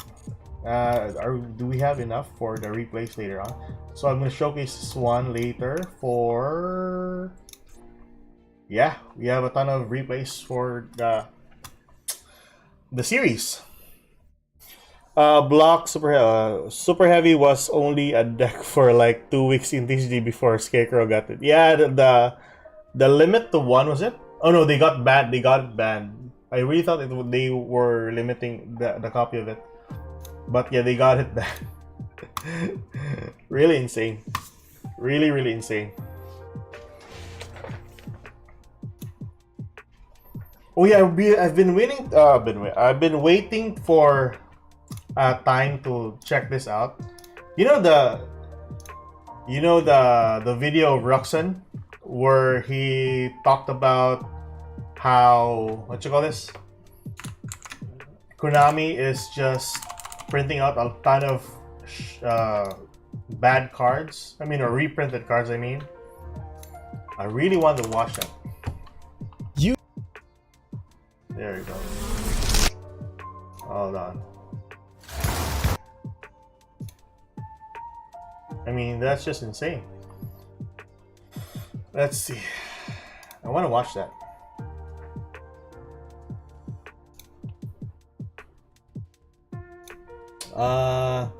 They killed it before anyone could take it in the tournament. I think they got it in the tournament. I think for a while in the TCG, people were just using Scarecrows that much, and that is why people got it banned. Oh yeah, so here we go. So I want to really want to see this, and I haven't actually like gone through this one in some parts because I've been stopping because childcare thingy. But yeah, hopefully we can try this one. I really want to watch this with you guys. So let's see. I think most of you already know him. He's a very famous YouTuber. So yeah, Truxton. So with regards, because I've bought like a couple of booster boxes, and then that was, and I'm still making I'm still looking for a profit out of them. It was really hard to sell those cards, especially with the market nowadays. But yeah, I want to see this one. So there you go. Let's watch this together. A major problem. And no, I'm not, this isn't like just clickbait, because obviously, you know, there's a little bit of going on with the thumbnail and everything, but I think this is pretty serious. What is this major problem, you ask? I got my glasses on today because Wait, did we watch it? Wait, hold on. Did we watch that one? Wait, hold on. Yu-Gi-Oh has a major problem. I really thought I missed a few parts in the beginning. And no, I'm not, this isn't like just clickbait, because obviously, you know, there's a lower the little bit volume going here. on with the thumbnail and everything, but I think this is pretty serious. What is this major problem, you ask? I got my glasses on today because this is a studious type of video. There's going to be some numbers in here. There's going to be some thinking in here. It's not just opening and getting hyped, so I had to put the glasses on. Are people quitting the game? Are collectors tired of collecting high rarity cards and putting together binders? Maybe people have finally gotten tired of opening packs? No, it's none of those things. The problem is Konami is printing too many Yu-Gi-Oh cards. How is that possible? You can never... I think he's a collector, not a player. I do, because you know, I really wanted to start like I'm not sure if I really wanted to start. I was trying to collect the the cards before. Then I tried buying some more booster boxes, and then some of the cards that were irrelevant for me, I'm just trying to sell them off. But with the recent set of Duelist Nexus that I bought, I was having a hard time selling those important cards because I don't really like want them too much. I really don't want them anymore. So yeah, it was really hard to even sell them. Even just to have a break even at the moment, it's really hard to, like, you know, get to that price range. Have too many Yu-Gi-Oh cards. Yeah, you can. Konami has always put out a ton of new sets, but I think we're actually reaching a tipping point. I started thinking about this problem after the release of the most recent set, Legendary Duelist Soul Burning Volcano. I, as a Yu-Gi-Oh content creator, barely realized when this set was releasing. It snuck up on me like— Oh yeah, I know about this. The what you call this? The Salaman Great supports was in here. So there were only a couple of good cards with this set. Most of the cards were just plainly bad, a ton of reprints, and yeah, or just common cards that wasn't really that relevant with the current meta. I think the new supports was really good for the Salamangreats though, or some fire archetypes, but I think we'll have them later on the line. I think it was on a structure deck for the new supports, but this set was just plain bad. I think every legendary duelist thingy was a really bad set. Like the end of a streaming service free trial. Bam! You owe 20 bucks and you didn't even finish that show you were watching. Crap! I went on about opening this set just like I do any new release, posting 3 videos, and I was gonna do the building a deck from scratch is like over $1,000, bro. I mean, honestly, I mean, because I've watched some videos wherein TCG Magic players, Pokemon players, and then Yu-Gi-Oh players were like, they discussed on, or was it just one guy just discussing on the price range for competitive decks? And I think Yu-Gi-Oh was the second or was the first. I forgot about that, but it was closely around the 1,000 range, wherein it's just too expensive for the game, let alone learn the game in general. So yeah, for new players who are trying to make a deck competitively, this is very bad. The price range is just so bad. Staples should be released as commons. Well, I think they're releasing some of the staple cards. I think recently they got Ash Blossom in the, what set was it? The Trap Trek support, a structure deck? I think that was a common or a rare, I forgot. but they reprinted that one as a low rarity for the player base to actually use.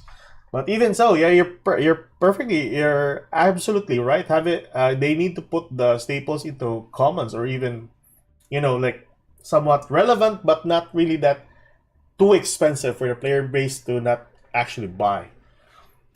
Usual live stream opening like I normally do, looking for that rarest card, but I immediately noticed a significant disinterest in the set. No one was watching the first opening I posted, which are usually some of the best on the channel. Secondly, a lot of the comments talking about the set were either negative or disinterested. Not particularly excited for this one, but appreciate the love for older archetypes. I'd like to see future legendary duelists that feature a ghost, obelisk, or slifer. Maybe one day we'll get that. I think legendary duelist sets are really bad. Was it the Meko Tsunami booster box was a legendary duelist? That was really bad as well. So a lot of water monsters, and then basically not really good ones as well. And then Synchro Storm before that was legendary duelist as well. So I think I pulled some packs out of it, and it was all basically commons and a ton of reprints overall.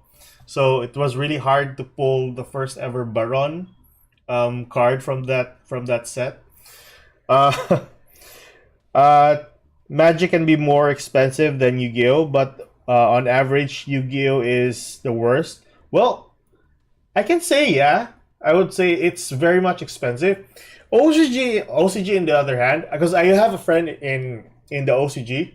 He's actually, I tried asking him if he wants to sell booster boxes, or just prefer buying the booster boxes rather than buying the singles, and he said it's much more cheaper to buy the singles. I think I do agree. Even the TCG, right? You can just buy the singles, and it's just basically cheaper than the ones searching out the every booster box that you'll try to find a specific card here that you really like. So I think it's much cheaper. So let's just say what I asked him before, and this is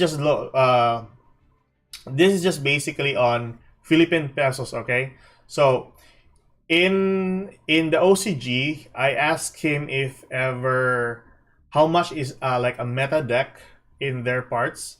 So he said a price range of 5,000 pesos to 10,000 pesos. That's basically an expensive deck, expensive competitive deck in the OCG. And I think that's basically like all of the staples included into it, and all the necessary cards, boss monsters, and overall. I think in the TCG it's quite different, and yeah, it's just basically a lot of rarity. People are just buying the cards for the rarities. That's why. And for the cards that doesn't really have low rarities, I think Baron doesn't have like a low rarity, right? It's basically secret rare. I think that's secret. Baron has a. Let's see here. Baron the Floor. Because I know from the Synchro Storm, Baron the Floor was secret. I'm pretty sure Baron was a secret rare. Let's see here. So Synchro Storm, it was an ultra rare. So there we go. Collector's rare from the Maze of Memories. Okay, so that's still very expensive. Ultra rare for Baron the Floor. And I think it costs around here in UK, it costs around 100 plus, almost at 150. I'm not sure. That's expensive one. And yeah, like I said, people have a cheaper price range for decks in the OCG rather than in the TCG. It's just because of rarity overall. Talents for a few bucks. Well, Yu-Gi-Oh is the only card game where you need 3 structure decks. How much is 5,000 pesos? 5,000 pesos in USD. How much is USD basically today? Because I think it increased because of the situation that we are in today. USD to pesos. Let's see. Mexican pesos. Why Mexican pesos? Philippine pesos. Let's see. Philippine pesos we'll have. So that's basically 56 pesos for $1. So if you'll have 5,000 Yeah, that's basically 88. So if you'll buy a deck worth 10,000, so you have to spend like 176 for a whole deck. That is still a really good price for a competitive deck in the OCG, right? Rather than, how much is it for? How much in the US? 1,000. Let's just say 1,000. Jesus Christ. Okay, 56,000 for one competitive deck. And that's not basically like roughly including the staples from time to time. Or if you include the staples, yeah, that would be roughly 10,000. Yeah, I would say. So, yeah, that's way cheaper. Yeah, it is cheaper. It is cheaper. So, yeah, I don't know. I think OCG has it good for them. That Winged Dragon Raw, you're the only ghost rare for some reason. I hate this set. I've never in my life opened 20 packs and pulled one super rare. Literally was the worst opening I've ever done. I'm not gonna lie, the Legendary Duelist sets don't excite me too much, but instead of getting a box, I'll get a few packs at the store and see what happens. Way to support your locals, man. Seeing all of this, I decided to check the price of the box. Like, what's the going rate for this thing? And I had a bad feeling because Legendary Duelists usually do not do too well in terms of price, which we're gonna get to. Currently, it sits at about $35 per box, a ridiculously low amount for a brand new set that released less than a month ago. But this isn't unique for the Legendary Duelist sets. In 2021, Konami released Legendary Duelist. There we go. We are talking about Synchro a while ago. So yeah, Synchro. So this is the first set for the Legendary Duelist, right? Storm. This set had a similar trajectory in price, currently sitting at about $39 per box. Yikes. But Legendary Duels from the Deep release in 2022 must have been better, right? How about way worse? When you and the team are pitching a new product, of course, Grammarly's tone suggestions can offer a more... This box is a whopping $25 per box. An entire box of 36 packs for $25. Well, I never thought that the price for the Legendary Duelist from the Deep is $24. That's just so cheap. My gosh. I mean, Synchro Storm was way expensive than this one. But I do understand. I mean, there are not a lot of good cards for this set anyway. So I think the only relevant card here is... Was there any relevant card here from this set? I'm not sure. Let's not go into that. That is insane. But is this just a Legendary Duelist set issue? Is the composition of those sets messed up and wrong and that's just making them bad? Yes, yes, there is, but it's not the only set that's struggling. While they are the absolute worst offenders of the last few years, nearly every Yu-Gi-Oh set released this year is losing value from its release. And here is the big issue I was alluding to. While I was pondering making this video, I saw a post on Instagram by Beckett Castle TCG, which seems to be a TCG hobby store of... We have made the unfortunate decision to discontinue carrying Yu-Gi-Oh! Oh my god. Okay, in our opinion, the market rates for boxes at release are just absurd, and we are losing thousands %. All right, we have our current product in clearance on clearance already, with extreme below cost discounts. Wow. For example, Soul Burning Volcano released last Friday. Our average cost is around $48. They are now selling in TCG for $35. Fees and selling for $53 before fees and shipping. This is not sustainable. We will carry Yu-Gi-Oh! Through the 25th anniversary rarity collection on November 3rd, but that will be our last set. Our apologies on our Yu-Gi-Oh! Fans. Come clear our clearance. Wow, that is just sad. Oh, right. Stopping the whole thing just because of some bad sets. Oh, Lurkana is also here. I think that's the Disney one, right? The Disney card game. And One Piece. Really insane. But I heard One Piece has a really expensive booster box. It costs around 1,000 for one booster box. I'm not sure about this, alright? I'm not sure about this. But I saw some price in eBay. Let's check that one out. Because I really thought that was... Or I'm just seeing things. One Piece booster box.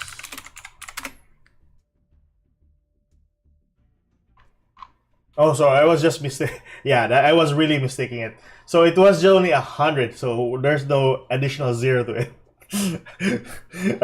I think I saw like a case or something. But yeah, $100 for or $110 for a booster box for One Piece. That's just insane. But you know, I think you have a higher chance of getting good cards for this from this booster box rather than in TCG. But anywho, yeah, back to that. So that's the Arcana and One Piece. It's not bad for a box. It's if it's shit, you get what you pay for. Card shops near me don't sell a lot of YugiOh cards. Usually old sets. Well, yeah, I think they're just getting the sets that are, you know, that sells really good. You know, I think the Cyberstorm is a really good set. The Photon Hypernova is a really good set as well. So I think it really differs from set to set, and not all people are basically buying the latest set, because people just watch the OCG box release and then they see some good cards. If ever that would be relevant enough for the meta, then they'll actually buy the set or pre-order the set before it hits the TCG, and then so on and so forth. It really depends on the set or the cards in it. So far, the sets nowadays, I don't know. I think they still lack more supports. Some kind. I don't follow them, but someone shared their post and it piqued my interest. They posted a product line update with 3 different TCG updates. One of them referred to Yu-Gi-Oh! They wrote, and I quote, "We have made the unfortunate decision to discontinue carrying Yu-Gi-Oh!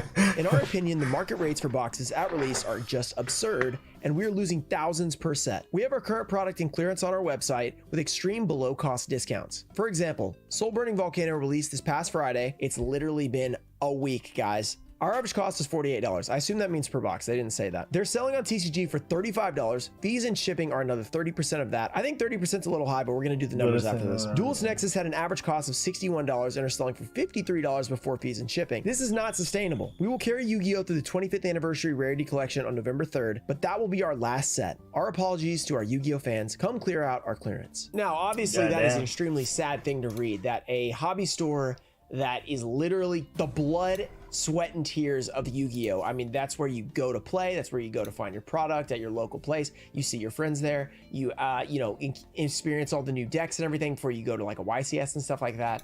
And they're literally unable to buy and sell the product because it's too expensive. They claim to literally be losing thousands of dollars per release. It depends on how many cases they're buying and everything, but they are losing hundreds to thousands of dollars. This is just a bad thing for Yu-Gi-Oh! In general. If these hobby stores, who are literally the most passionate people in the world about Yu-Gi-Oh! And other TCGs, I think it's okay though to bring, you know, Yu-Gi-Oh! Stuff into the store even though they are not selling them, because I think people are just coming there for, like, you know, to play with other people.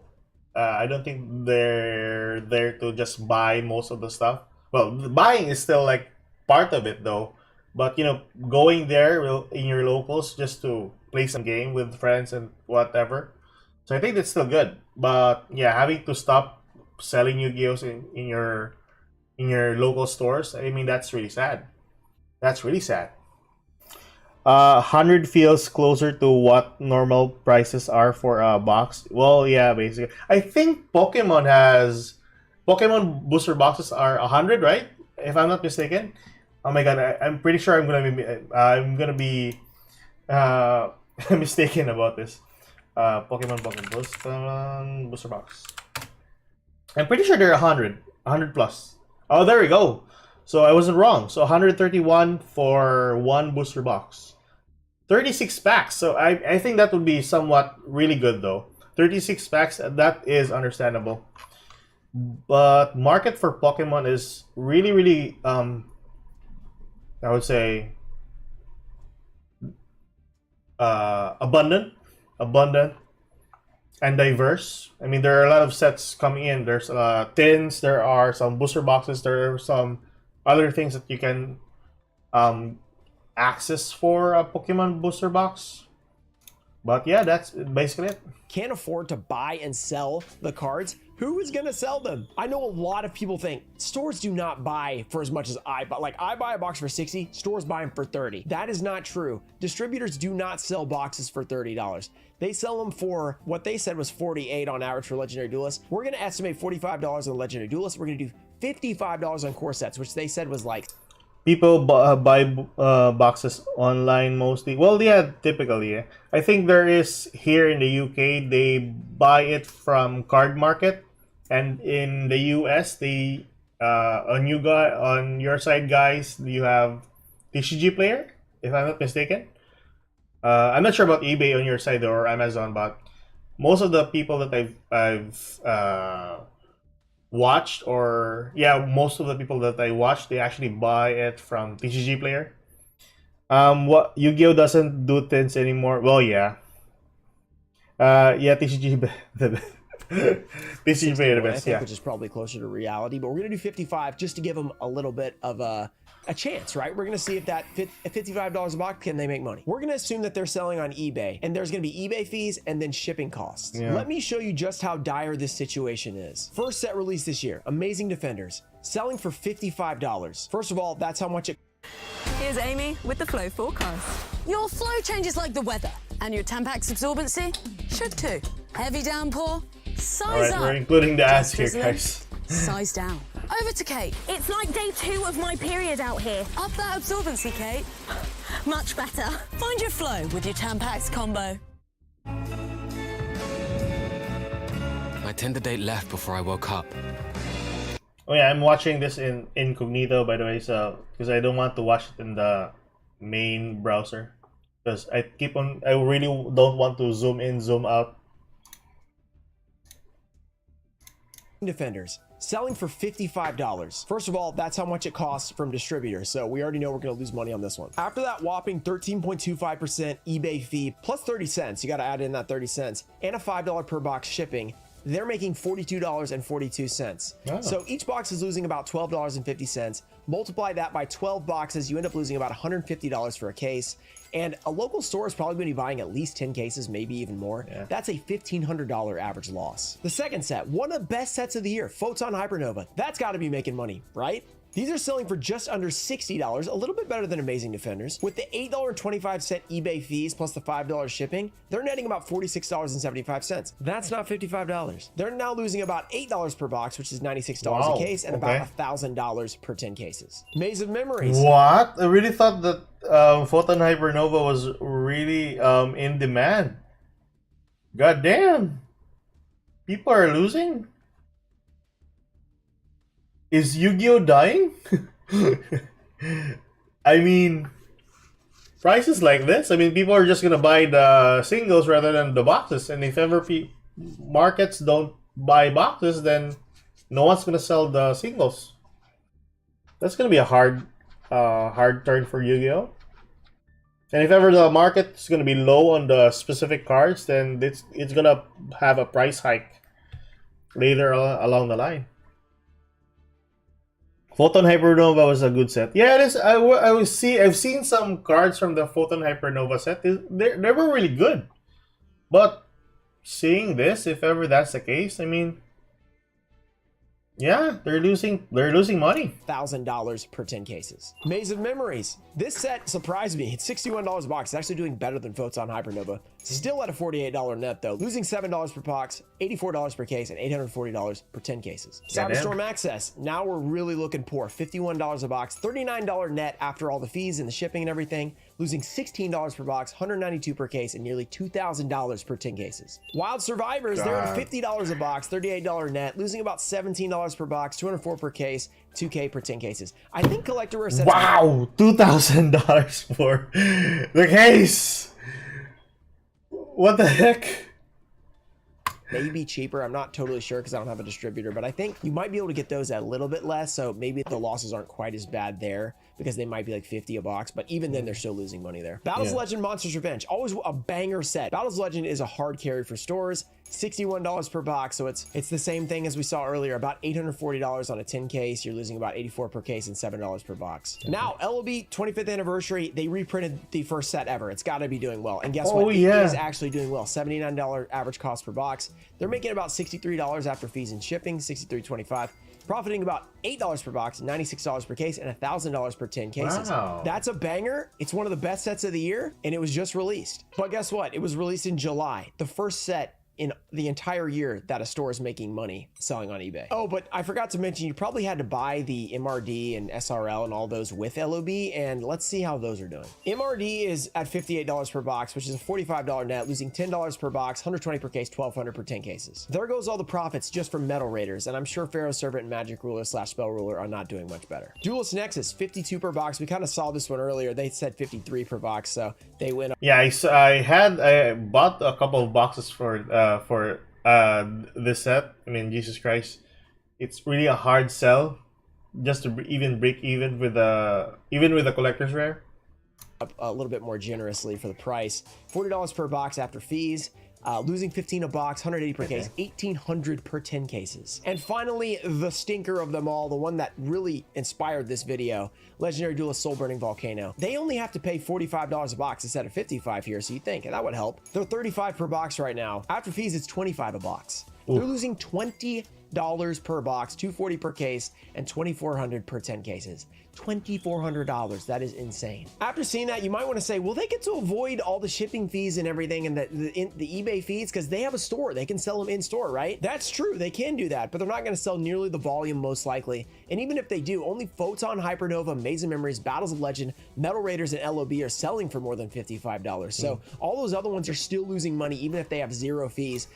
Oh my God! Jesus Christ! There's a lot of set. Yeah, I've been wondering why Konami released the. Well, I get that it's the 25th anniversary. Then they wanted to bring out the old sets to the world, you know. But I mean, people that are collecting, I think that would be good for them. But honest to goodness, people are just going for the significant cards in a booster box.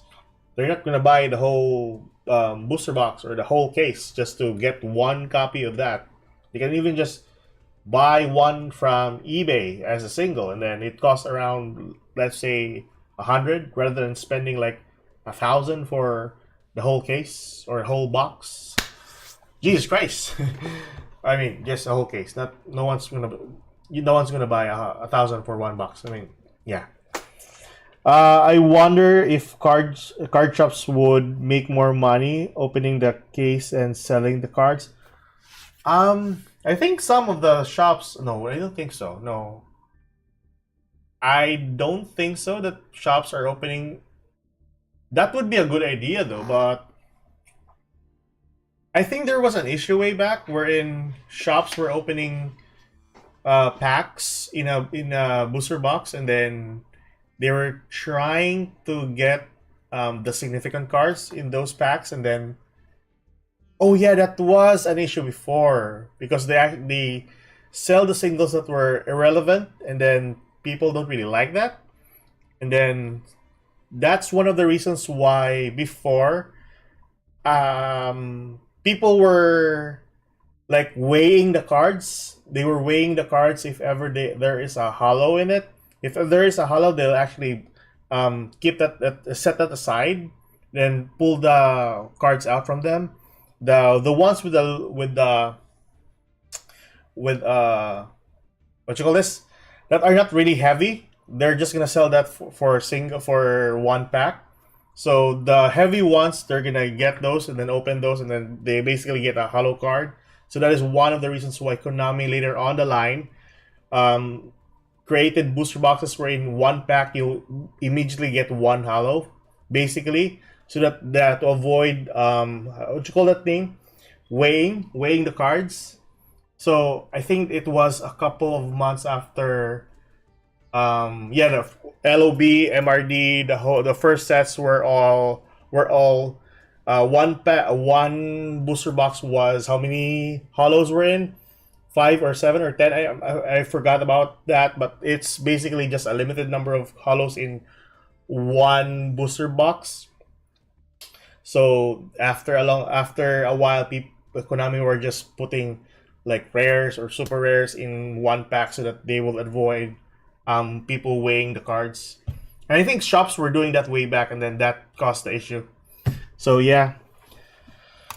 And don't forget credit card fees and stuff like that that they have to do when people swipe their card in their store. And all those sets besides LOB that are actually profiting are only making $3 to $6 per box. Is that going to cover those credit card fees? Is it going to cover their overhead, like their rent, their employees? No, definitely not. Now, some of you might be thinking, wait, Ruxin, why don't the stores just skip the sets that suck? Like, okay, I see that LOB is going to be a great set. I'm going to buy a bunch of LOB.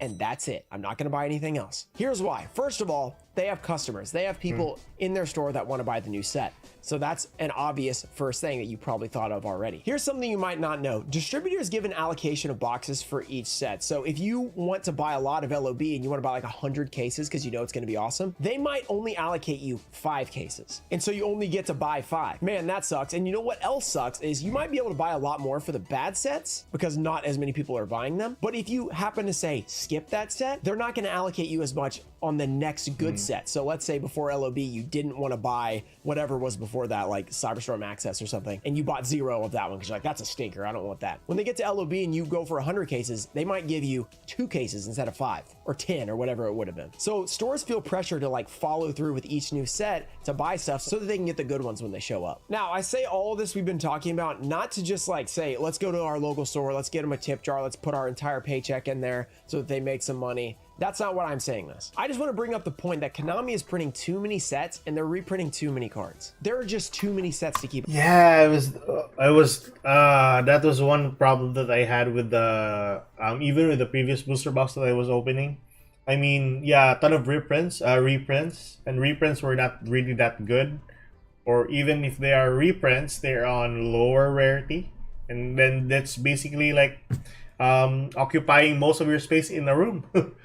I think you can still sell them though. I think people are just getting a hold of them, but on a like a bundle or something. I think people here in the UK are selling them for like 105 cards. That's 65 commons, 25 rares, 10 URs, and then 5 ultra rares. So it's basically somewhat like that, and then they're selling that for like £5 or £6 roughly, and then that's basically it.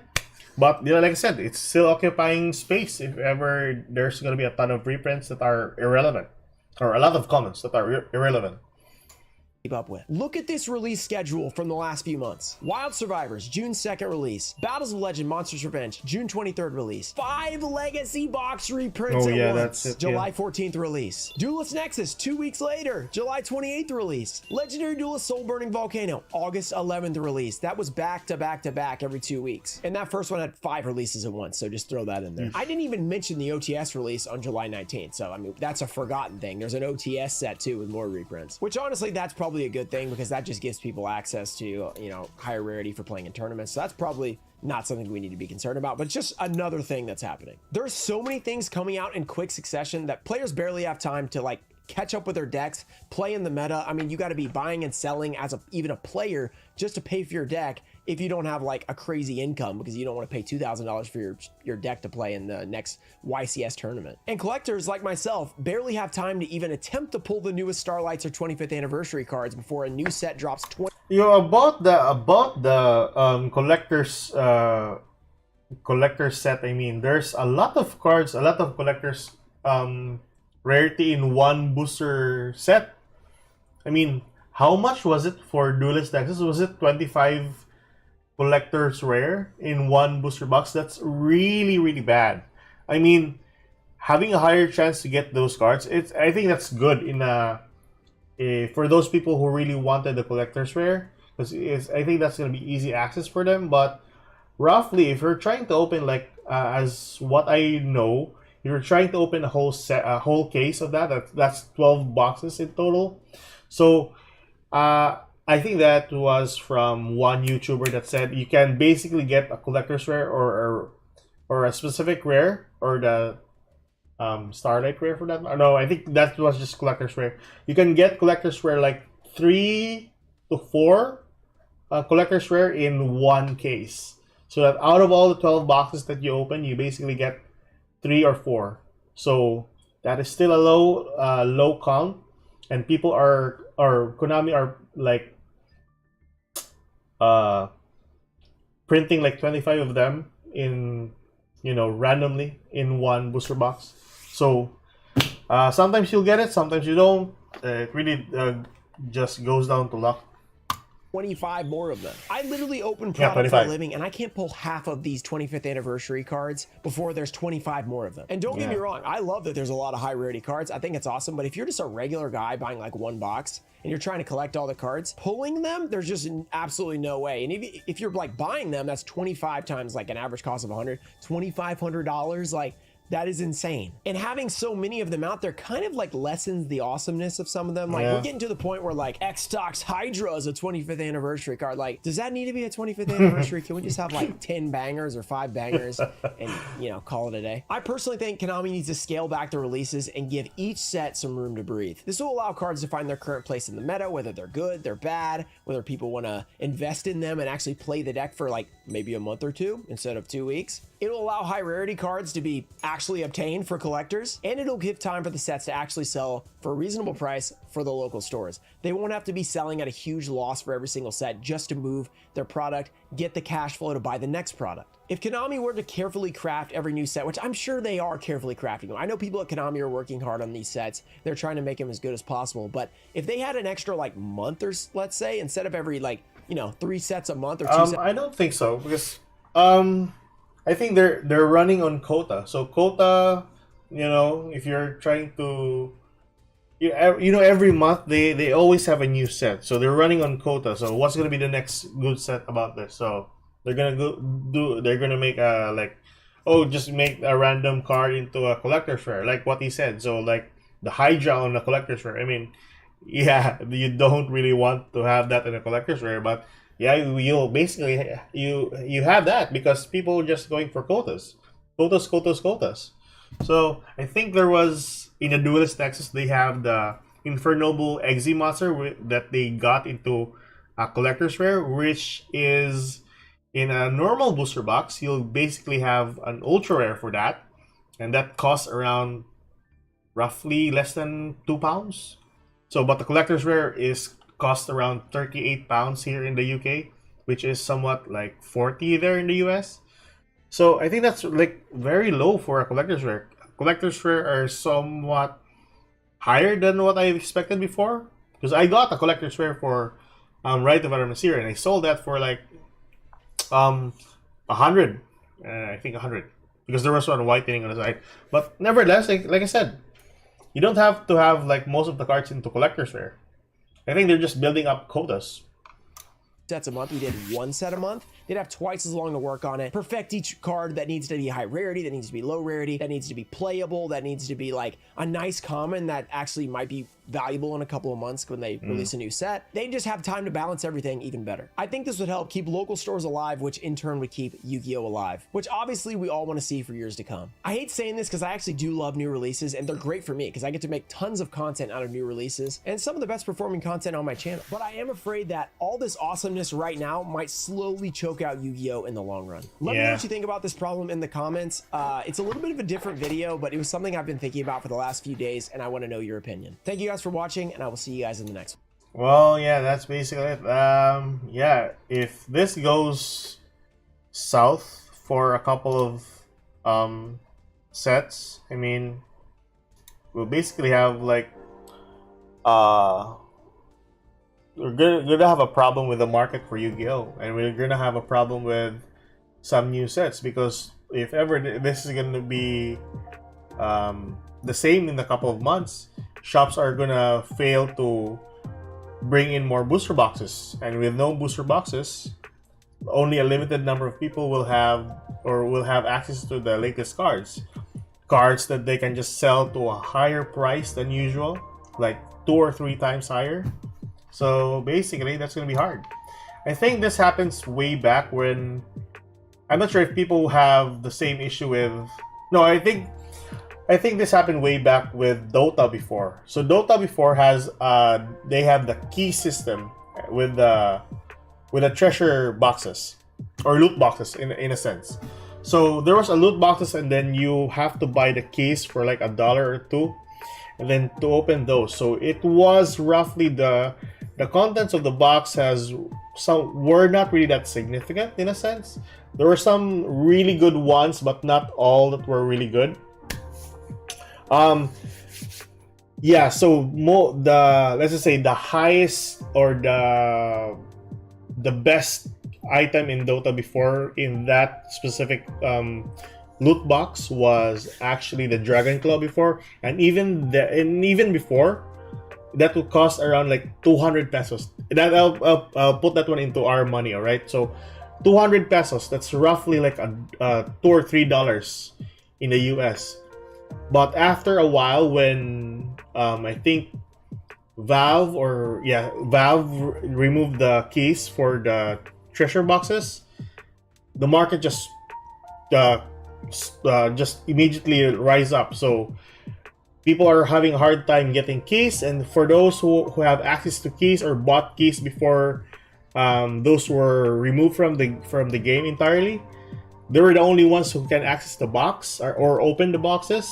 So those who managed to get the Dragon Claw in that specific box managed to sell those type of items for like 50 to 60,000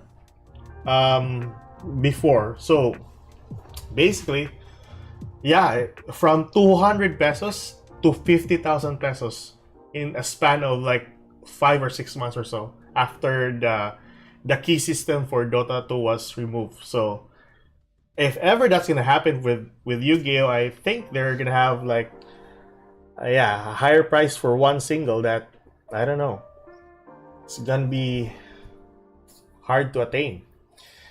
But yeah, let's see in the near future if Konami will notice this kind of issue.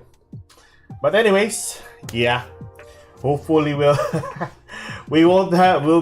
basically I'm just playing Master Duel. I'm not sure about the people playing in real life card games. But yeah, I have a few here at my back actually. So this was from my previous sets, and then I got a hold of like a whole collector's box. But yeah, it's really hard to sell them currently because of a ton of reprints that are not really that good. Ton of cards that were new but not really that significant for the current meta for the game. Even when seasons are coming in, people are getting a hold of old cards because of the new meta that they're trying to adapt on. It's really hard to sell them. It really depends. So that's basically it. Yeah. So sad as it is, we can't do anything about it. So yeah. Oh, anyway, so I think that's my last part of the stream. So I'll be posting another stream schedule later on, and hopefully, what's the next card that was added into the ban list?